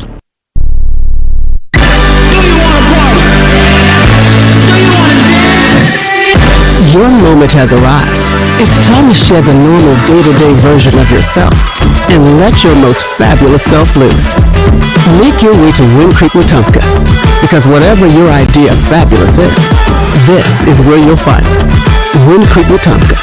It's your kind of fabulous. Gambling problem? Call 1-800-GAMBLER. Here at Payless Drugs, we continue to be just what the doctor ordered. We know getting the medicine you need is especially important during these unique times. And for your safety and convenience, we offer a drive-thru at every location. Plus, we have prescription delivery and contactless pickup at our locations. Now's the time to take care of your immunization needs. Stop by any of our convenient locations today. Just what the doctor ordered. Payless Drugs.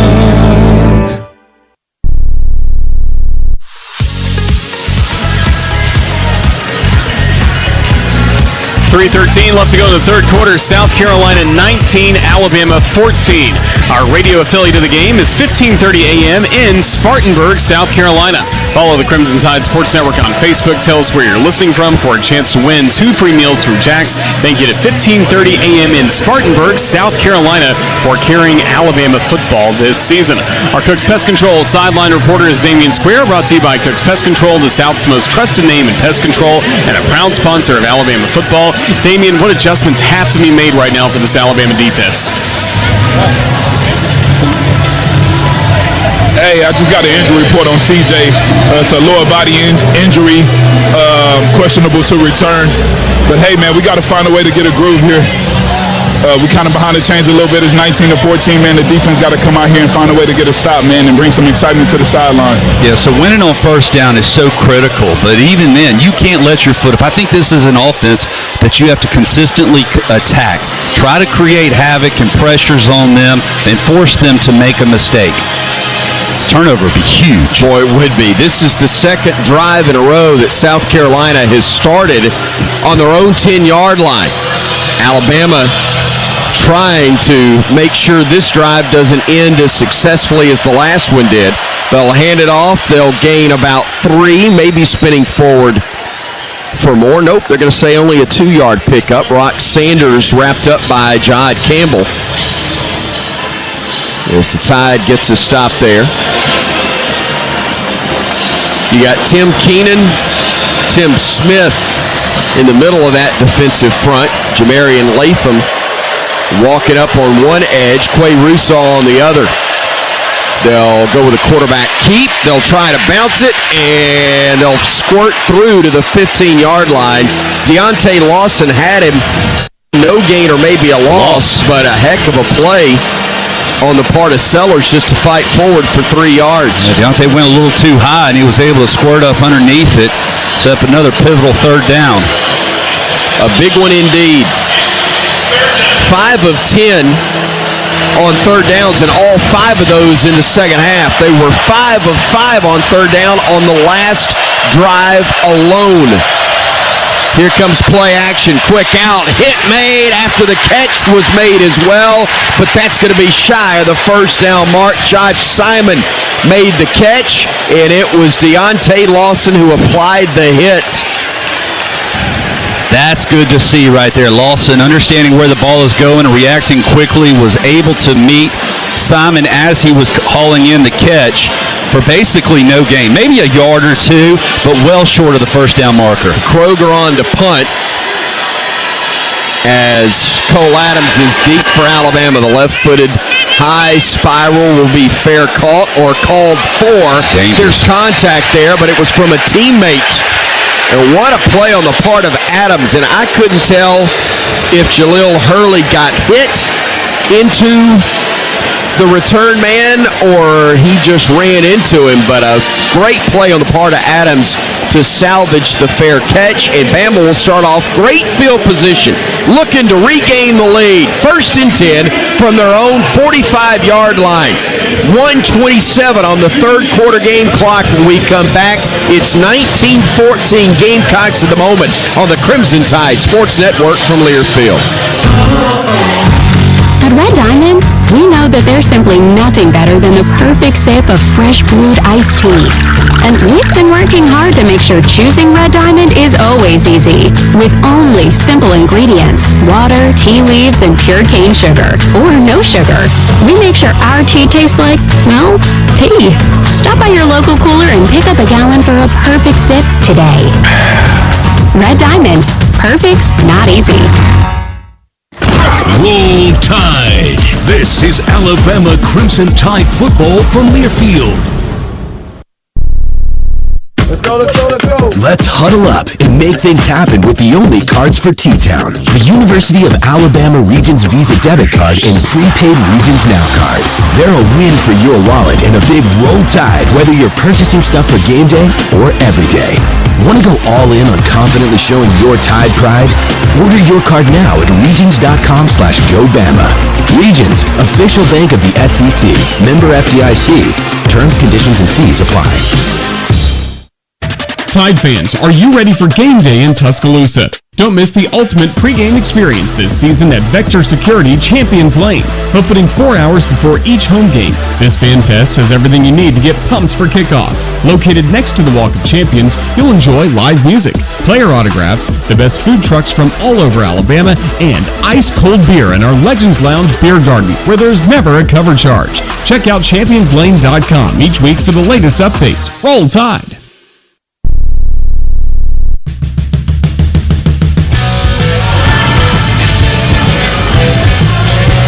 1 minute, 27 seconds remain in the third quarter with the Crimson Tide trailing the South Carolina Gamecocks 19-14.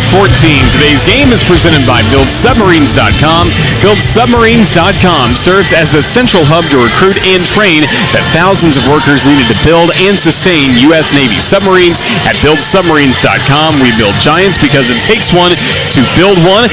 Tyler Watts, we get ready to see the Crimson Tide offense on the field for the second time in this second half. What needs to happen for this Alabama offense? Well, both these offenses right now are playing similar styles where if they're able to have success on first down, it really makes life easier for them. Alabama has to find a way to be productive, especially running the football on first down. If you choose to throw it, get rid of the ball quick. The intermediate stuff and the short routes seem to be something that you really can take advantage of, but staying ahead of the chains, not worrying about the home run shots. Allow those plays to come to you when they present themselves, but don't force it. Be patient.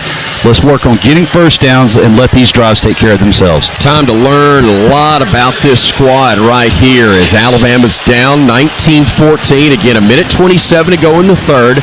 Bama football starting this drive at their own 46-yard line. Justice Haynes in the backfield. Behind the quarterback, Jalen Milroe operating from the pistol with two tight ends to the left side. Danny Lewis Jr. along with Robbie Utes. The handoff will go to Haynes, works right side. They'll push the pile forward. He'll get a couple on the play, but not much more. Monkel Goodwine making the stop, the transfer from Alabama, getting the hit along that defensive front for the Gamecocks. So you got Gina Vandermark that is in for Jaden Roberts at that right guard position. And that's a position that he can play and have some success, especially in this running attack. Two tight ends right initially with Utes and Lewis. They'll bring a man in motion left side. Rolling the pocket initially is Milroe. Now swings it out. Haynes makes the catch. He's got room. He's got a first down. He's got more inside the 40 and down to the 38-yard line of South Carolina. A bank first down for the Crimson Tide after the 15-yard pickup there. Well, Jalen Milroe did a good job of avoiding pressure as well. He's trying to extend that play a little longer, but had pressure in his face. Took a step back and delivered a strike. Haynes stays in the game, but leaves an empty backfield for Milroe initially. Now he will join him to his left. Wide outs to each side. Two tight end look. Fake handoff, and Milroe keeps it himself and fights down to the 30-yard line. That's going to be close to the first down. A 9-yard pickup will be enough, I believe. No, it's going to be a yard shy of the first down as the third quarter has come to a close. Alabama trailing going to the fourth quarter. It's 19-14. South Carolina on top. The Tide will try to rally when we come back on the Crimson Tide Sports Network from Learfield. Howdy folks, Bob Baumhauer here. Whether you're planning a tailgate party at the game, cheering for your favorite teams at home, or at your local Baumhauers with your family and friends, we're here to make your football party legendary with our party-ready tray selections. From our always fresh buttermilk fried chicken tenders to the homemade Nana's chicken salad, and of course, our fresh, never frozen, award-winning Buffalo-style chicken wings. Baumhauer's Victory Grill. Legendary fun, legendary food. This is Alabama Crimson Tide football from Learfield.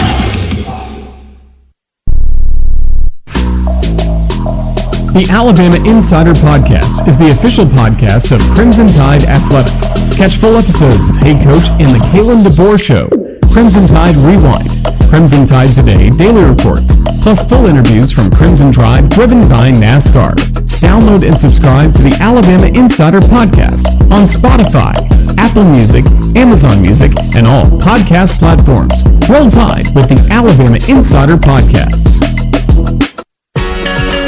Hey parents and kids, it's a perfect time for students to read their way to the Iron Bowl in AEA's Be a Champion and Read contest. AEA wants to help K-6 students to be academic champions, just like the Alabama Crimson Tide. Students who participate in the Be a Champion and Read challenge could win tickets to the Iron Bowl and a chance to take the field on game day. Ask your teacher about contest rules. Encourage your child to be an AEA champion reader and win a trip to the 2024 Iron Bowl.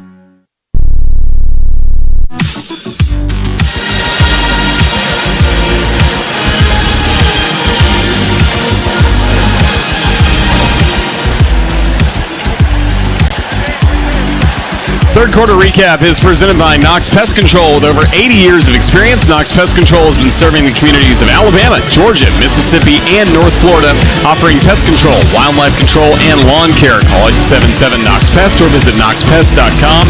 Knox knocks them out. A 1-yard touchdown run by Raheim Sanders, the only scoring play we saw in the third quarter, and that made it South Carolina 19 and Alabama 14 as we get ready to start the fourth quarter. Our Cooks Pest Control sideline reporter is Damen Square, again brought to you by Cooks Pest Control, the South's most trusted name in pest control and a proud sponsor of Alabama football. Damen, just set the scene for us on that Crimson Tide sideline. What kind of energy do you see right now from the coaching staff and the players trying to get ready for this all-important fourth quarter?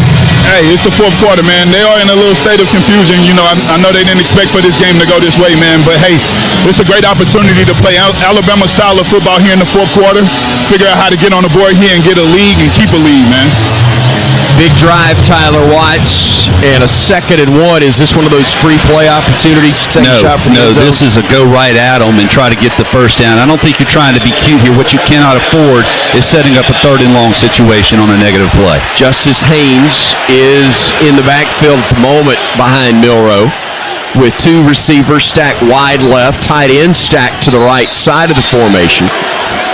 Milroe directing traffic. Now Lewis and Oots shift to the left side, putting basically 4 men to that side of the formation. Handoff, no. Quarterback keep. Milroe trying to get to the edge, gets the first down, wisely gets out of bounds. Did not have an angle on the defender, Nick Emanwari, but he had enough to get the first down, get that bank first down, and now Bama sets up shop, 1st and 10 from the 29-yard line of South Carolina. Well, I'm very fortunate to be able to pick up that first down. Probably should have been given. And anytime you have a 3rd and short, it's always, or 2nd and short. When in doubt, give the ball. So now with 3 wideouts left, they'll bring 1 in motion to the right side. They'll shift Lewis to the left side along with Oots. Empty backfield. Milroe, quarterback keep the whole way. He's got blockers. He's got a first down right at the 19-yard line. Bama with the ball inside the Chick-fil-A red zone. Parker Brailsford, Jaden Roberts, and the pulling tight end initially in Robbie Oots over there with the blocks, and they're going to say it's a half-yard shy of the first down, so he's at the 19 and a half. He needs the 19 for a first, but it's 2nd and about 1.5 feet. Jam Miller now in the backfield, vacates it, offset to the left side. Again, quarterback keep, no. Milroe wants to throw it, does, towards the end zone. It's going to be incomplete. He threw it out of bounds. Knew he needed a free play. He had a receiver in the area, and Caleb hurt him, and that's why you didn't have to worry about grounding right there. Well, you're also trying to catch Carolina being overly aggressive, especially on the heels of a quarterback run. So you go ahead and take a shot. Now you're in field goal range. You can overcome it. You still have 3rd and short. Tried to deke it as though it were a run initially, but they didn't bite. Threw the pass incomplete. Now Bama goes trips left. 3rd and about a yard. They'll go on the handoff. Miller to the edge, breaks a tackle. He is to the 15. He is brought down at the 14-yard line. Bank first down for Bama. Fresh set of downs as Jam Miller able to ease himself down to the 13-yard line of South Carolina. Well, sometimes you just have to know your opponent and know how the pace of play is going and how the feel of the game is. And right now, it's just a slugfest in the trenches, and whoever's the more physical team is going to win. They'll bring the tight end, Cuevas, offset to the right side. They'll bring a man in motion in Williams. He stops, now goes back left. Single setback Miller. Fake handoff to him, and kept and getting back to the line of scrimmage and no more was Milroe. So no gain on the play at 2nd and 10 Alabama from the South Carolina, just inside the Carolina 14. Cuevas, the tight end, came across the formation on the backside as though he was blocking, but he kind of slipped into the flat.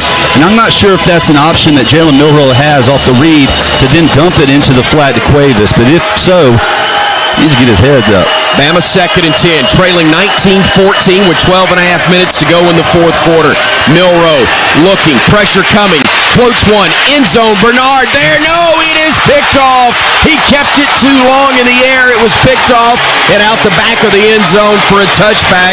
O'Donnell Fortune making the play defensively for South Carolina, taking it away just as Bernard was about to reel it in for a go-ahead touchdown. Well, and Fortune was actually in coverage on Cuevas in the flat. That's where he started off. But as the play took longer to develop, he went ahead and sank because the eyes of Milroe went to Bernard. He knew he was going with that. That's one where you would just hope that Jeremy Bernard would recognize the pressure going and go up and high-point it. But he did not see the defender coming out of coverage and sinking into the back of the end zone. So now it's South Carolina football with the lead into the fourth quarter, 12-17 to go, and Alabama cannot afford to give up another lengthy drive here. Rock Sanders is the man in the backfield. Let me clarify. Can't give up a lengthy drive that results in a touchdown or really even points. You're down 5, play action. Stepping up in the pocket, firing. That one is going to be broken up on a great play. Oh, they're going to throw a flag and call Malachi Moore for pass interference. He must have had the back arm on the receiver. Yeah, I think he grabbed him with the left hand because it was not the upfield guy that called it. It was the one behind the play. Kind of wrapped his left hand around his waist. Defense, number 13, 15-yard penalty from the previous spot. First down. Trying to make a play, but unfortunately called for pass interference. And so that'll be a first down for South Carolina. They took a shot downfield on first down, and it pays off in the pass interference to the 35-yard line. The 15-yard penalty, and the Gamecocks will lose the football. It's on the deck. Scramble for it. Who's got it? It is who? It's Bama ball. A takeaway. LT Overton. Bama gets a gift. And let's see if they can make it result in points. Well, and this was off of the mesh also. It's a read option, and Sellers pulls the ball, but doesn't securely pull it out of the belly of Rocket Sanders. The ball immediately goes on the ground. Looks like Sellers is going to get it. Deontay Lawson kind of pokes it away as well, and as you mentioned, very fortunate. I think it was Campbell, wasn't it? You're right. It was Campbell initially. D-Square, we're going to come to you after this play. See what you saw, but hopefully it'll be a touchdown. Let's see if Bama goes for it right here. Jam Miller in the backfield. Couple of wideouts right, and a flag has come in. Let's see what the call is here. Is it going to be 1st and 15 or 1st and 5? They're going to get a delay of game on the defense.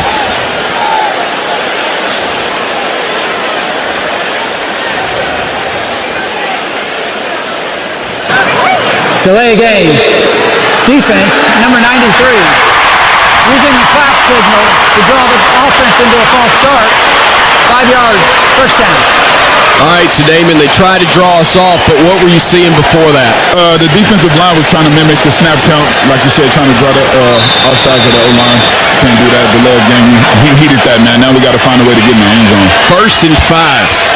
Strong side right, 2 wideouts right. Handoff to Miller.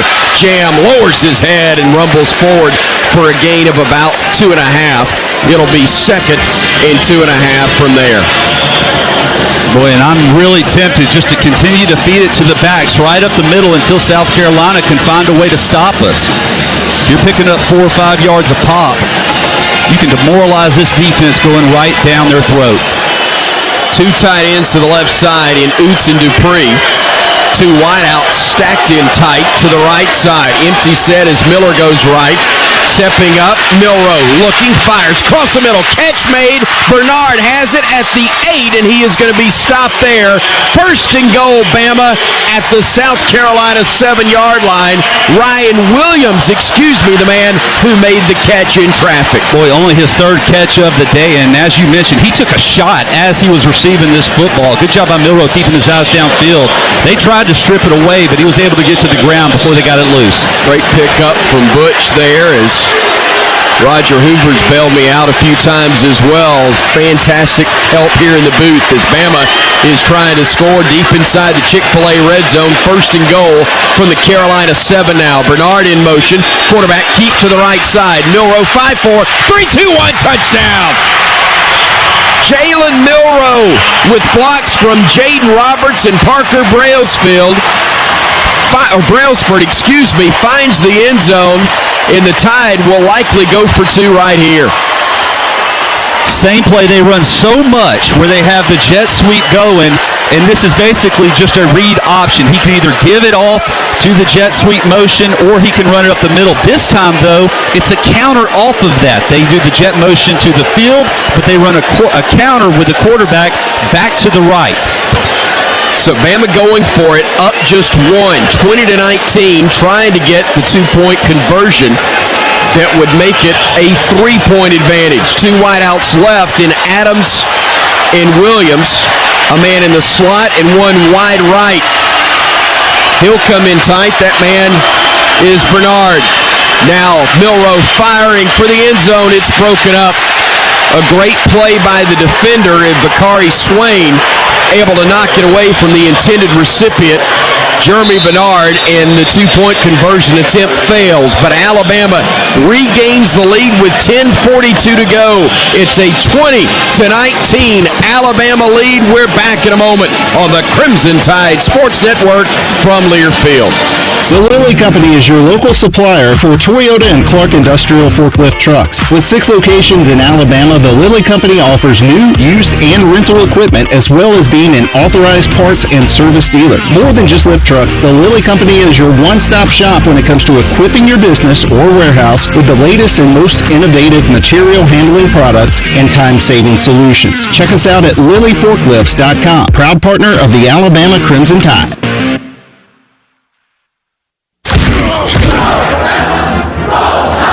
This is Alabama Crimson Tide football from Learfield. Firing downfield, has a man, catch is made, touchdown Alabama. See the call as we make the call. Watch the booth cam presented by Yay Alabama for each and every Alabama football game. Streaming live on all CTSN social media platforms, you can get a front row seat to every touchdown and every great play reaction from Chris Stewart, Tyler Watts, and the entire Alabama radio crew. Watch on YouTube, Facebook, and X at UA_CTSN. Greetings from Daytona, where a band of dreamers took a strip of beach and turned it into a proving ground. The Great American Race, where year after year, greatness is the destination. Drivers, start your engines, let's go! So book your experience and soak in 500 miles of history and tradition. The Daytona 500, February 16th, 2025. Secure your seats now at Daytona500.com.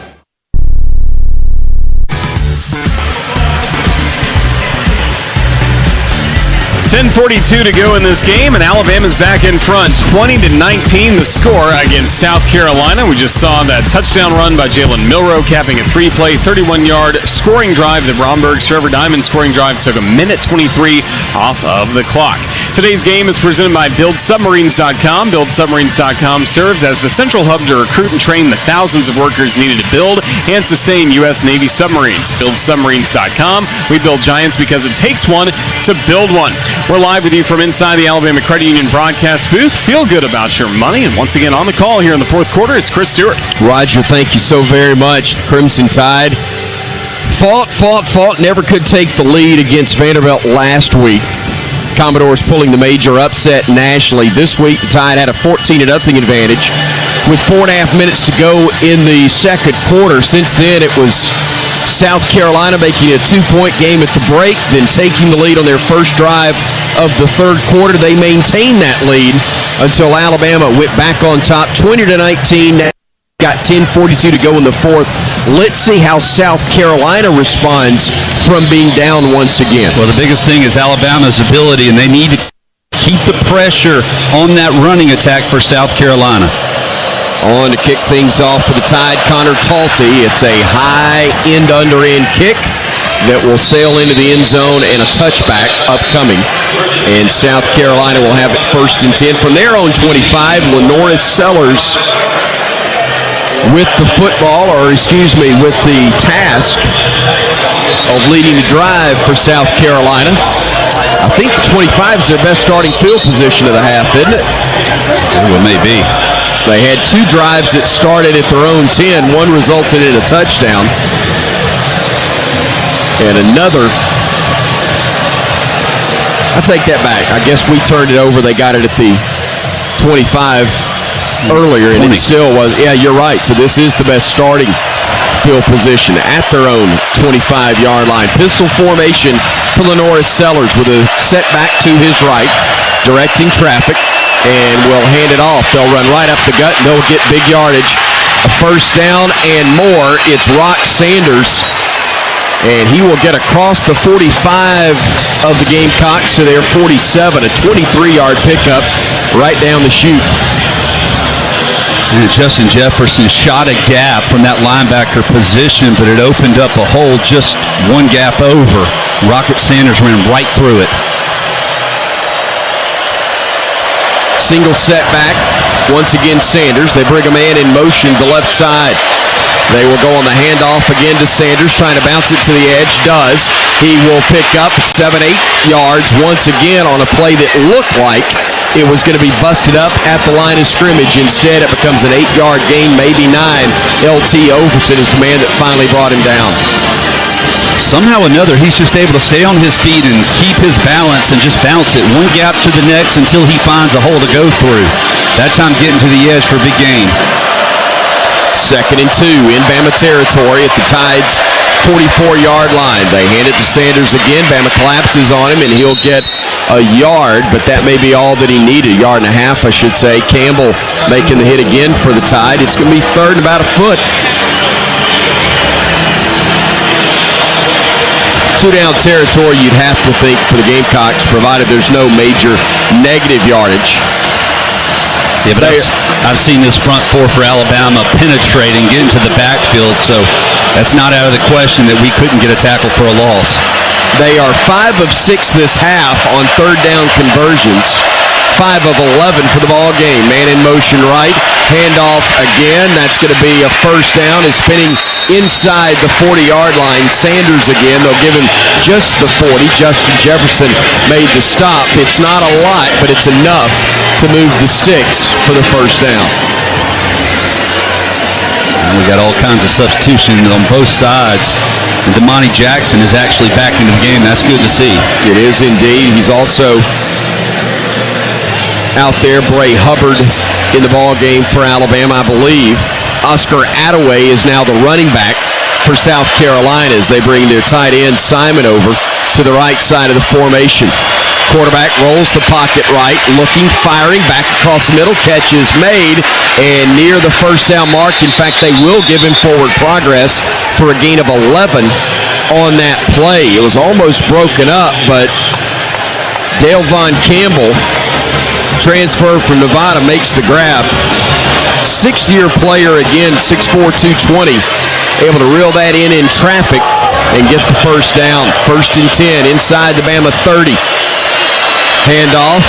Goes again to Attaway, and he'll work his way with a flag coming in. Hopefully this is going to back up South Carolina. Stops the clock. 7:40 remaining in the fourth quarter. It's 20-19 Alabama. The Gamecocks on the move. It's a hold against them, so back them up 10. Holding offense, number 52. 10-yard penalty. First down.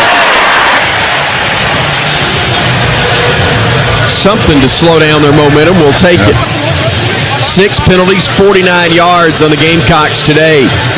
Alabama, with their penalties on the day, 6 for 51. Thank you, Butch. 1st and 20 for South Carolina. Inside the Alabama 40-yard line around the 38. Sanders looking. Fires it out, or Sellers, fires it out. Catch is made, wrapped up, and brought out of bounds by Quay Russaw. Was South Carolina's running back, I believe, on that play. Not a lot of room, but it was Rock Sanders who made the grab and was able to move forward for the first down. No, good defense. Only a 3-yard gain on the play. So forcing the check down once again and out of behind the line of scrimmage is as good as you can get, and then rally to the ball carrier. 2nd and 19, make it 18 yards after a 2-yard pickup. Sanders again in the backfield as they shift the tight end right in motion. Looking, Sellers fires, and it's incomplete. Yeah, we're trying to go there, and it falls incomplete. A break there for Bama. As Tyler was seeing it, Coach Watts. I apologize, but we busted the coverage so bad they had a wide open receiver going down the seam route. We did not rotate with the motion, and fortunately Sellers did not recognize it. And this is 4-down territory, so you want to dial it up, understanding that they're not just going to drop back and throw it deep. Screen game very much in play. Maybe not 4-down territory, but they're going to need to get a few in order to have a chance at a field goal. Play clock is down to 1, and Shane Beamer got a timeout just ahead of that infraction. Timeout on the field. We'll take the break as well. Getting down to cases. 6:55 to go. Bama clinging to a 20-19 lead. South Carolina with a huge 3rd and long upcoming when we return on the Crimson Tide Sports Network from Learfield. Sports not only bring us together, they inspire us on our own health journeys. Whether we're walking an extra lap, crushing a new goal, or spending time with friends cheering in the stands, we all win when we feel healthier and happier. That's why Blue Cross and Blue Shield of Alabama is a proud sponsor of athletic programs across the state. Because a healthier Alabama is a happy... Nicholson on to try the extra point. The hold from Burnip, the snap from Hibbett. The kick is up. It is good. And Alabama with an 8-point lead. 1:54 to go. It would take a touchdown and a 2-point conversion just to tie from South Carolina. You know, it was a bunch look on the 3rd down, and the safety just absolutely got turned around as both tight ends went across the formation, and Bernard kind of went towards the flat, up the field, and then back towards the corner. He got turned around similar to how we did on that 4th and 9 that they scored a touchdown on. And Jeremy Bernard, heck of a route there of getting the safety twisted around.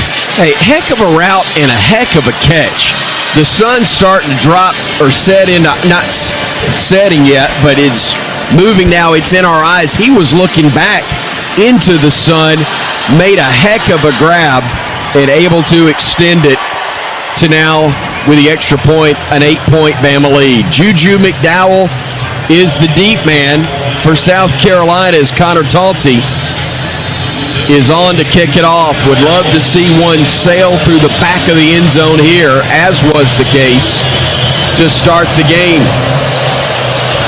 Talty approaches the football, toe meets leather, and this one will do just what we asked for, going into the back of the end zone. Well, you hate to second-guess yourself, but now looking back, it was appropriate to go for 2, but how big would that point right now have been?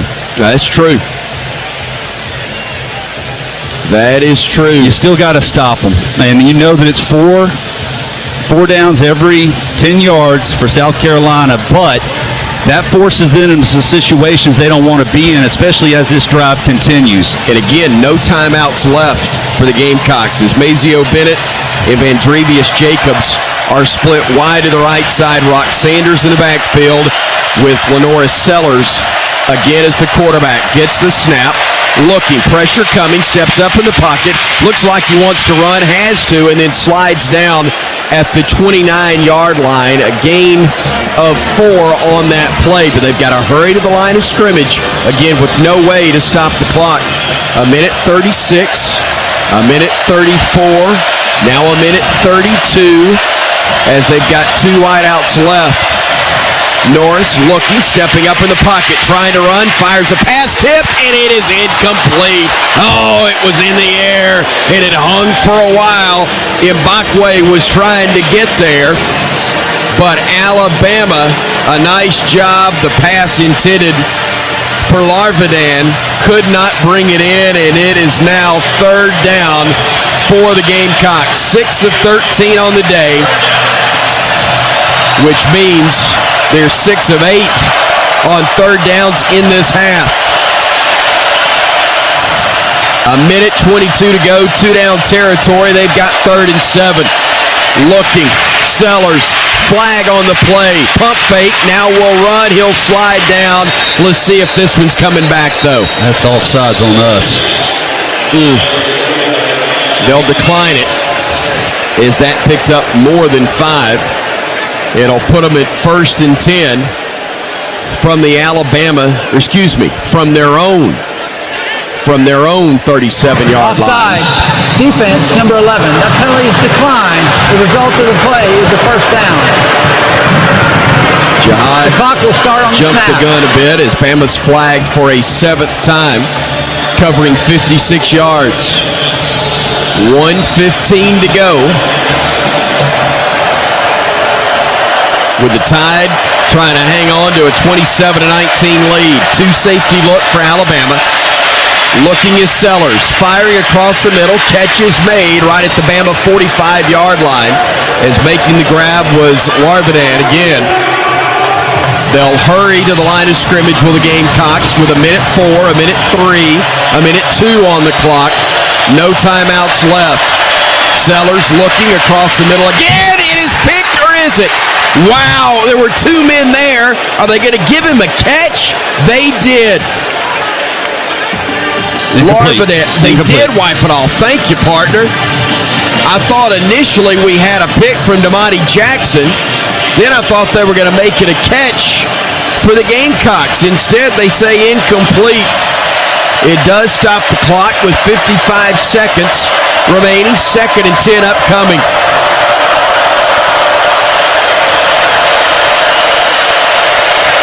Play action. Sellers looking. Pocket closes. And down he goes with a flag coming in. Likely a hold on Carolina. It could be a face mask. You never know.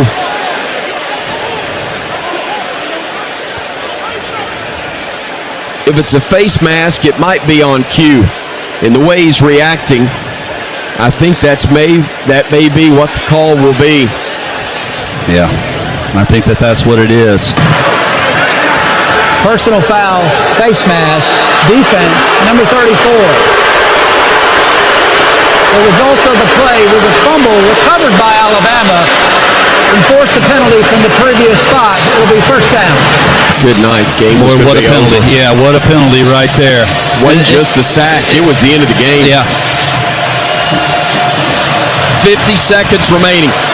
South Carolina now at the Alabama 30-yard line, or just outside of it. Down 8. Looking, Sellers downfield, one-on-one coverage. That is caught, but was the inbounds? No. Damani Jackson in coverage on Nick Harbor, who I believe made a great grab, but he was out of bounds as he did so. That's quite a bit of height advantage there for Harbor, the South Carolina wide receiver. Shane Beamer arguing his case, but definitely out of bounds. Where was he? Did he have the knee hit inbounds? Might have gotten 1 The foot ruling in. on the field is an You're incomplete pass. The previous play is under further review. The question then Boy, is going to Roger. come, did he maintain possession through the catch? This official review brought to you by BuildSubmarines.com. That's our game sponsor as well. At BuildSubmarines.com, we build giants because it takes one to build one. They've looked at the review, and the foot was in. But on the review, can you see if he has possession? It was a great effort. Still to be determined if it was a great catch.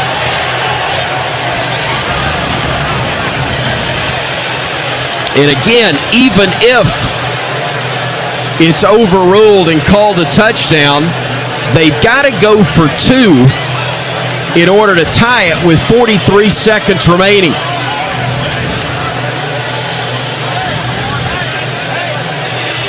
I don't know if there's enough camera angles to really to get all of it together. Yeah, to talk about the hands and did the ball move. And his foot's definitely down. But did the ball move at all? Did he possess it? After review, the receiver had firm control and had his foot inbounds. Therefore, it's a touchdown. And they got to stop him on the 2-point. Again, convert, and Bama will have it. Anticipating a kickoff with 43 seconds to go in a tie game. Stop them.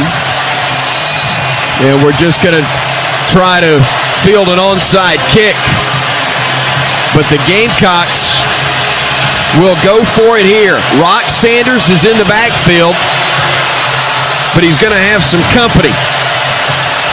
I do believe they huddle near the line of scrimmage. It'll be an empty set for the quarterback, lanorris. They'll bring a man in motion. They'll fake the handoff to him. They'll roll the pocket. They'll throw. Incomplete! Q Robinson was in the face of Sellers. He had to unload it. He threw it out of the end zone. It's incomplete, and Bama turns away the Gamecocks. Go ahead, and Damien, we talked last week about doing your job, whatever that assignment was. Heck of a job there by Q Robinson.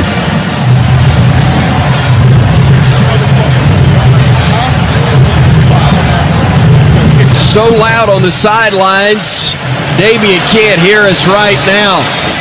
But you can't rest because we talk about their special teams, and you know an onside kick is upcoming. It is, but that's a huge bullet there we just dodged. They try to do a little rub route. Everybody does it on their 2-point play. But when you get pressure in the quarterback's face, it forces him to make that decision quickly. And with everyone covered, it would have taken a perfect throw, and it's just too difficult with a big defender like Q Robinson right in your face. Damien, what'd you see, buddy? Hey, man, I'm just glad that man made an overthrow. To be quite honest with you, that man was wide open there. It was a great play by the D-line to distort his view of the receiver, man. I'm just glad that guy threw that ball into the end zone, man. Now we got to finish off and walk out of here with a W and go get this stuff together before we head off to Knoxville, man. Kai Kroger will go with a pooch kick, but Bama called a timeout beforehand. Before the play, Alabama takes its first timeout. And I got to tell you, that's one that I'm not used to seeing. It's a free kick. They weren't going to use the tee. He was going to go for the punt onside kick. Well, it's a good timeout because I don't want Jamarian Latham and Deontay Lawson as my hands team, and that's where they were about to kick the ball to. I want receivers across the board.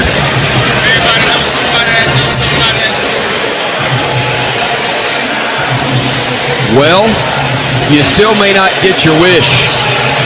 Well, but at least I got a couple of guys over there. Right. Cuevas is there. You guys go Justice hit somebody Haynes, and we'll let the others catch y'all it. protect me, and ideally you would love to field this thing before it gets to 10 yards. So here comes the squibber, and it will be bouncing off a couple of players, and South Carolina came up with it. I think Cuevas had a hand on it first, but couldn't come up with the kick that hugged to the ground. squibbed around, and South Carolina Holy cow. did indeed come up with it. As on the recovery was Colin Bryant. Mercy. 40 seconds to go. South Carolina with possession at the Alabama 49-yard line. The defense called on once again. No timeouts for the Gamecocks. You got to have a sack. No safeties deep for Alabama. Tide showing pressure. And we got 8 in the box right now. Now they drop back, the safeties do. They'll look, they'll throw, it's tipped, but it gets caught by a lineman for South Carolina, and they'll move forward 4 yards. The clock continues to run as that one was deflected at the line of scrimmage by Alabama, but a South Carolina lineman, Jatavius Shivers, made the grab. It's a gain of a couple. Clock down under 20 seconds. Blitz coming. Malachi chasing him. He unloads a pass that's incomplete. And now it will be 3rd down and 8 with 13 seconds to go. Kane Womack dialing up the pressure here. And Alabama very aggressive. Almost got a pick. And then almost got a sack.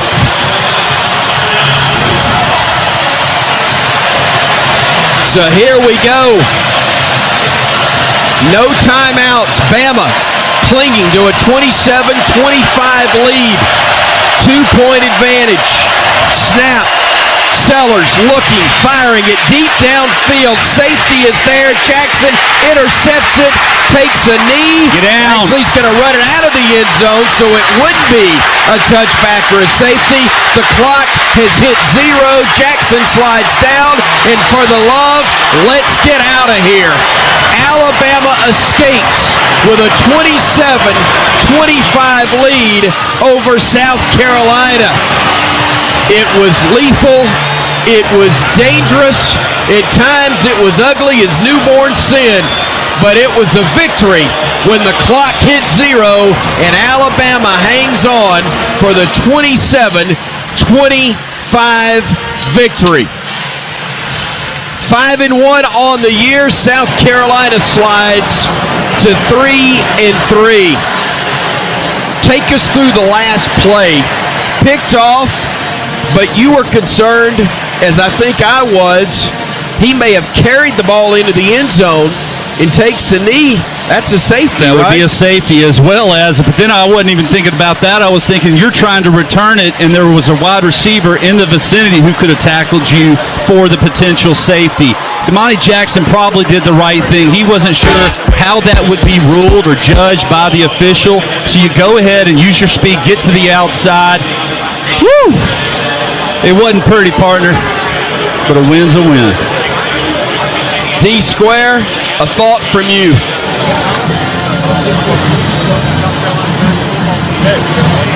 We'll get a bunch of them